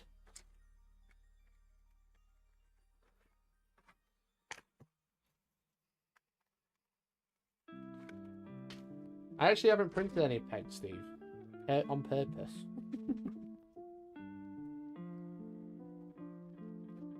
I can't believe how much glue I've gone through now. I'm glad I bought 20. But they're very small, that's the other problem.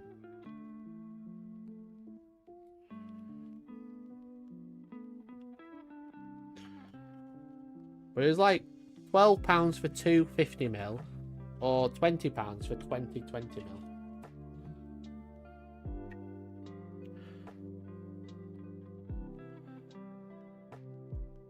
There we go. Right, 2 more of these to do, and then this is that box done. Sweet. Okay.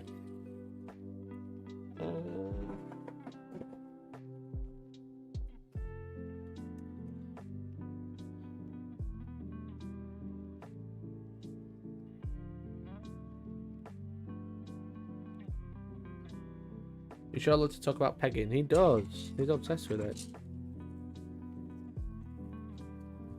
I'm obsessed with it and it's Mikey's fault. How is it my fault? Oh dear, this one's fucked. Right, we're gonna have to make this one work as well with the blowtorch. Chat. I have to make this one work with the blowtorch again.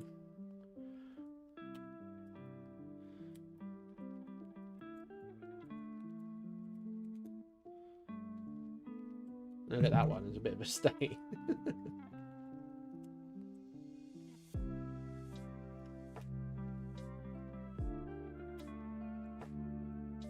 I laughed so hard on Monday. What was funny on Monday?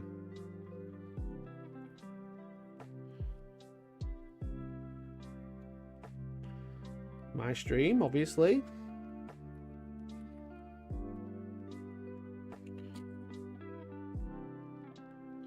No, the pegging Monday. Ah, okay.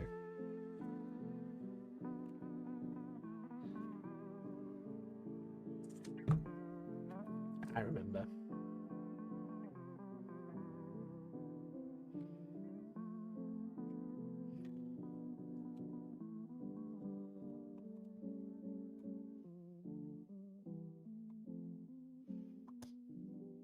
There we go. We'll need that.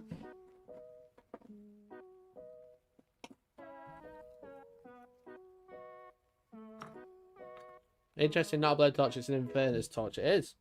But yeah, having a blowtorch handy if you're a 3D printer is really convenient. Because, like, if you've got, like, stringing, you can burn them off.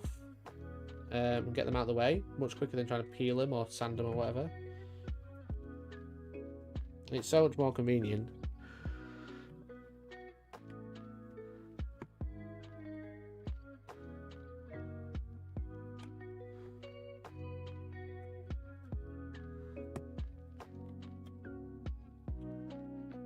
Fit that one. There we go. Oh no. think there's a bit of a...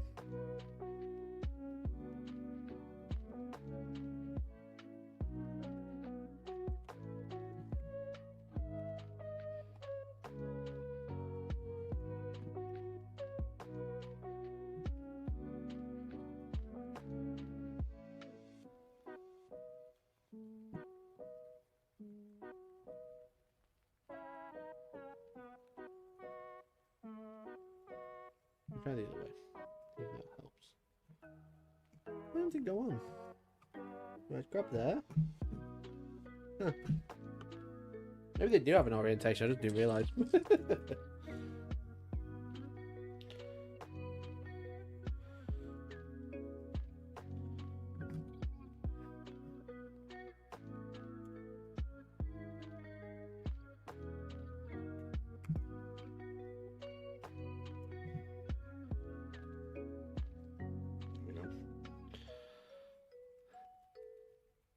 That side. Another one here. That one. Yep.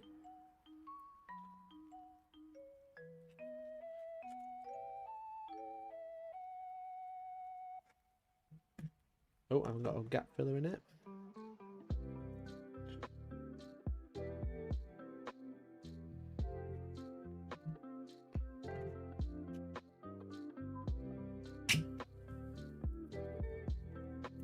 Yeah, this is a shit one, this one. Not sure what's happened here. We'll make it work though, chat, don't worry.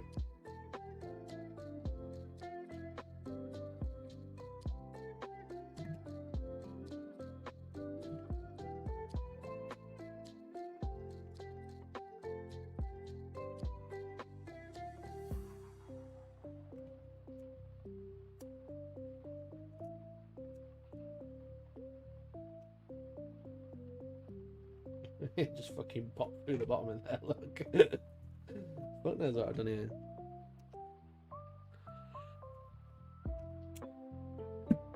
Right, okay, I'll let that dry and I'll do a bit of blade torch on that one in a bit.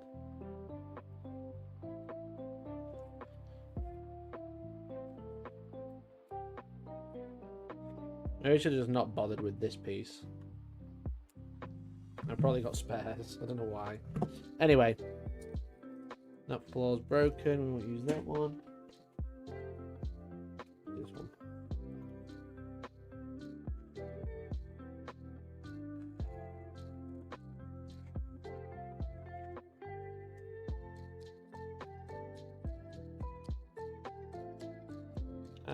So we've got one more to do. Yeah, one more to do. Somebody said it's almost all-star time, then you can make fun of my weird American accent. You have a weird American accent? A vague memory.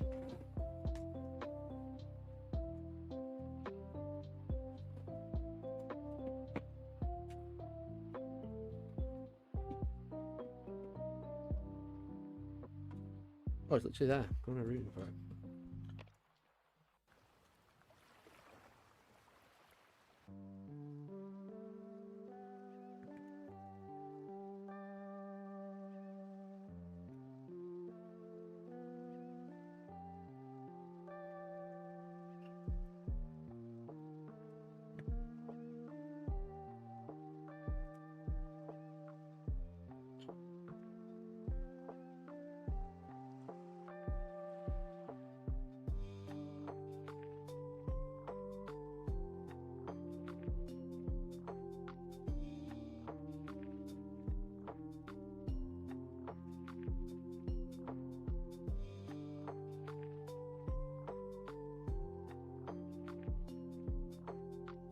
Okay.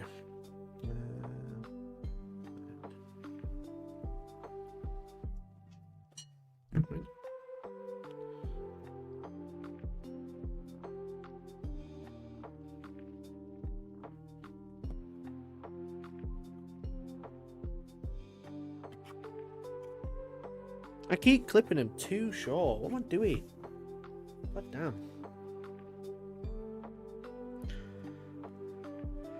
If I don't clip them, they're way too long.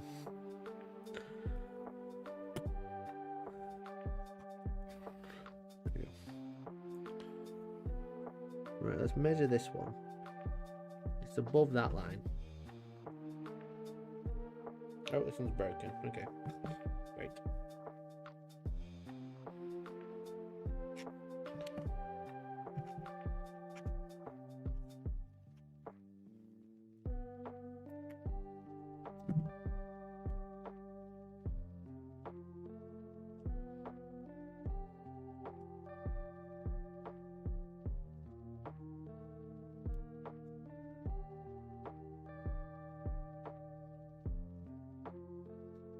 Okay.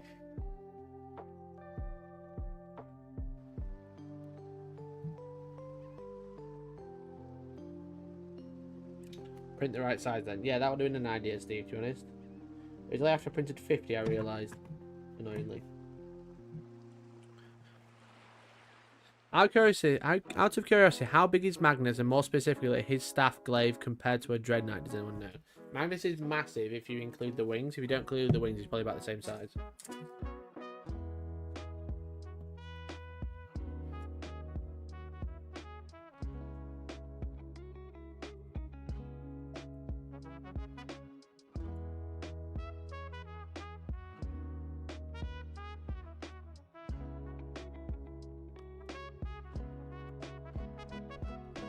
Listen, I'm just one man, okay?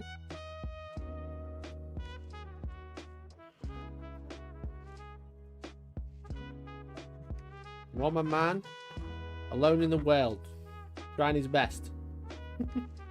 Being an idiot. All of the above.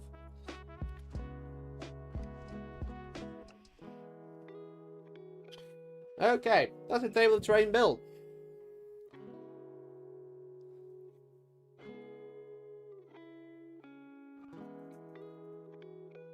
That's a table of terrain built.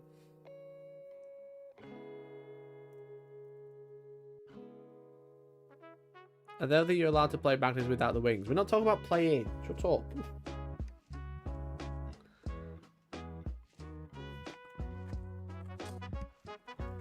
So, once they're dry, normally I do this once they're dry. However, I'd normally build them all as well. But, you know, I'm probably going to build one set today and do another one tomorrow rather than today. I'm just going to move these out of the way. What we will do now is clean them up. Now, as I said, stringing is a thing with FDM printing. So the best way to deal with stringing is fire. Train Sculptor, exclamation point proxy wars in chat. So we've got like these bits, right? So this is from, can you see those? I'll zoom in a little bit just in case. Can you see this, like hair? Can you see that?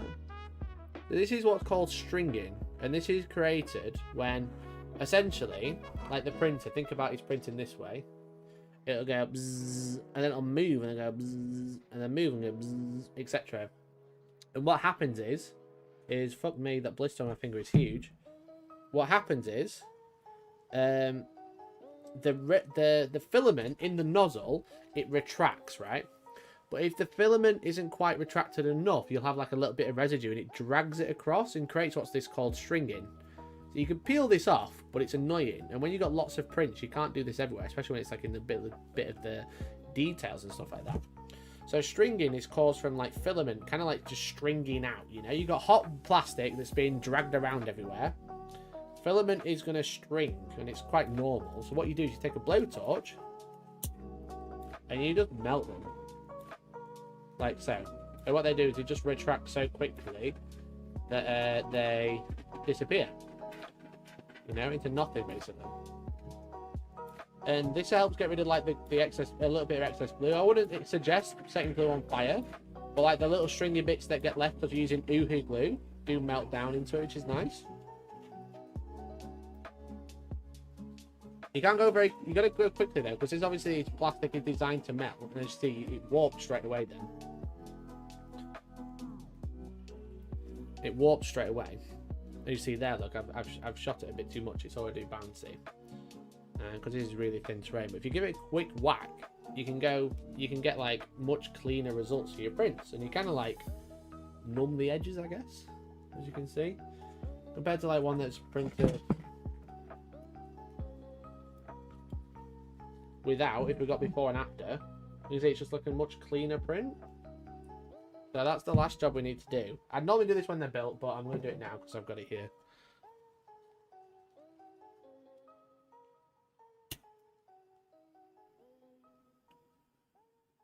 So you just wick them away, essentially.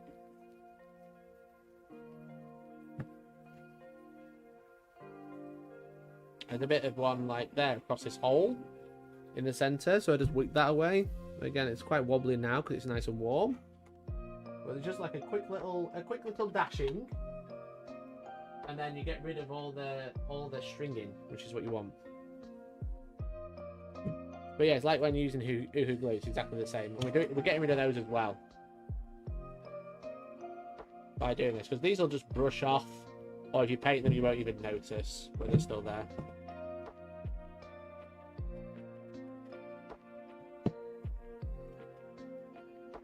And then if there's any bits that you don't like, because it's like a bit of misprint, like when we melted it back into shape, you can do that at this point. You know? I'm trying to be careful. I don't want my camera to melt.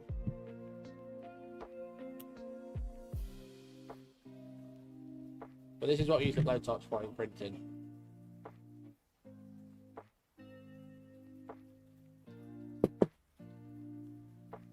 Oh, loads of stringing on the inside.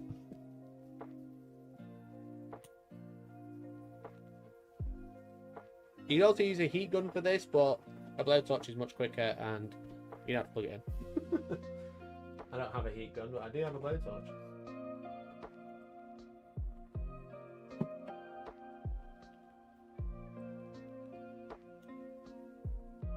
Normally I do this outside, so what I'd do is I'd get everything ready on a table and I'd go through and do them all together rather than like turning my blowtorch on and off every 2 seconds. However, I wanted to stream and I'm inside, so I'm trying to be quick. And I don't want to like leave my blowtorch on and melt something by accident. I'm trying to be a responsible adult. So these middle ones, like this one, is pretty messed up actually compared to this one. That one nice and easy. You can feel it snapping into place. Melt those off. Oh, as you see, I just fucking melted that off then. That just came off, but we can glue that back in place, or we could even melt it and then stick it back together. We got this, and then push it back in. There we go.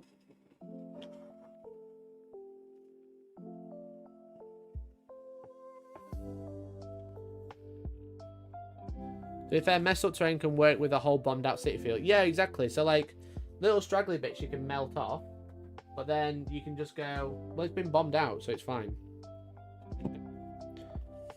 Especially like that bit we fixed on this one. With that bit there, that just looks like it's been bombed out. It's fine. It doesn't matter. When it's painted, you're not even going to be able to tell. You guys watching this, if you come into the event, you will not be able to find it. Unless you check every single table. It'll just be a chance. But, oh, actually, that's ever so slightly different. Well, it'd be so difficult. Well, this is how you clean up FDM 3D print to just be like, just get rid of any of the stringy bits, any of the odds and sods knocking about. Because the problem is, as soon as you start painting this, they'll all show up. They'll all grab paint and they'll be just hanging about and you'll be able to see them. Especially if you start dry brushing and stuff. Quite a long one there, so we'll peel those off. What do we win if we find it? My respect. That's all I'm going to offer. Sorry.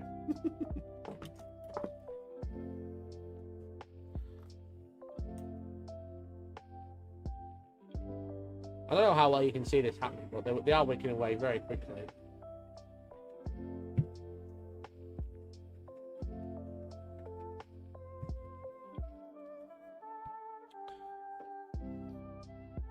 Worthless. Thanks. Thanks, Steve. Appreciate you too.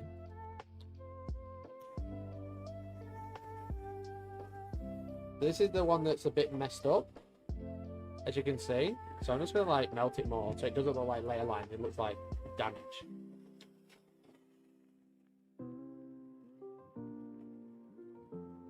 You know? The Infernus Marines have been. They melted it all down. Oh, we got a small fire. There we go. I don't know if you saw that.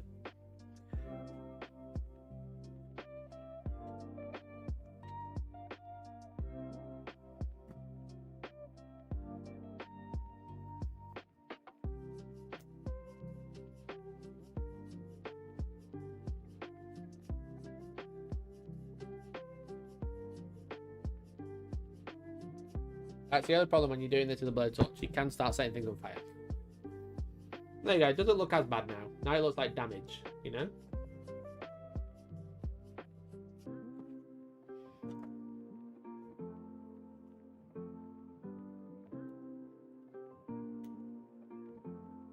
So failed print is just an opportunity for storytelling. That's what I'm trying to say, chat. Is it so sturdy when they've got all the supports in? Like, they feel really flimsy right up until you put the top and bottom supports in, then they just go rock solid. It's so good. You know? It's great. And then the last one.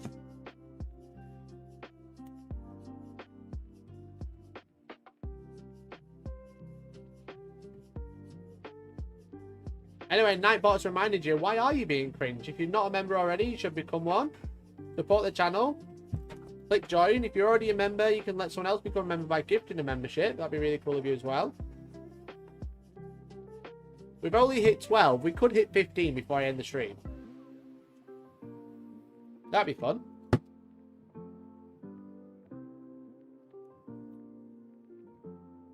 The Uhu glue definitely is wet on this one, so it's all bubbling. Okay. And I think, chat, that is it for the day. We've built, so basically I'm still printing these sections, the next floor, because obviously it goes up another level, but there's 4 mid-section buildings that go this high, so another level up, and then we've built 4 of these, which are going to be glued to these, and then another layer on top to get our 3-layer buildings, and there's another 4 of those. Bye to you. As you can see, I think we've done all right. I think we've done all right there, to be honest. We've built quite a lot there. We've built a whole table worth of buildings. Peace out. Are we all leaving? Are we all going now? we are in a minute.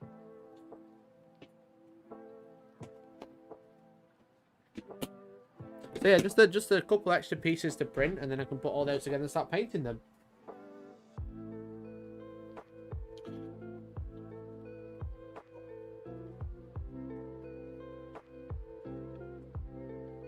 So this is what it looks like when it's actually fully built. This is obviously one that we had earlier in different colors, so you can actually start seeing the designs, but there's loads of different designs you can get on these as well. Like, I've printed all the same one for the midsections and stuff, but you can print, there's loads of different options to design them yourself.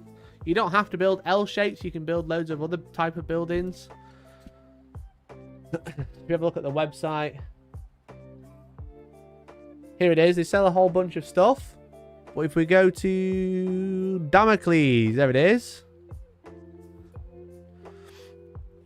Oh no, that's not the STLs. Let's have a look. Other STL files. So it's the Damocles Modular Buildings Part 1. So it's $40. You can get a commercial license if you want. But these are all the buildings you can get. So it's all the same system. They're just built differently. You know? So like you can build this style where it's like shorter on one side, longer on the other, which is cool. Which I really like. It's just really modular. We just built the pretty basic ones. But there's loads of different styles that you can build, like this, for example. This thing, you can build these things. But we've gone for the more ruined ones because it's for 40k. Also comes with a bunch of miniatures like tanks and stuff, and infantry, and outposts. It's a really, really fun system. I want to develop it a little bit more. I want to build more like this style as well. I'm going to start adding these ones in.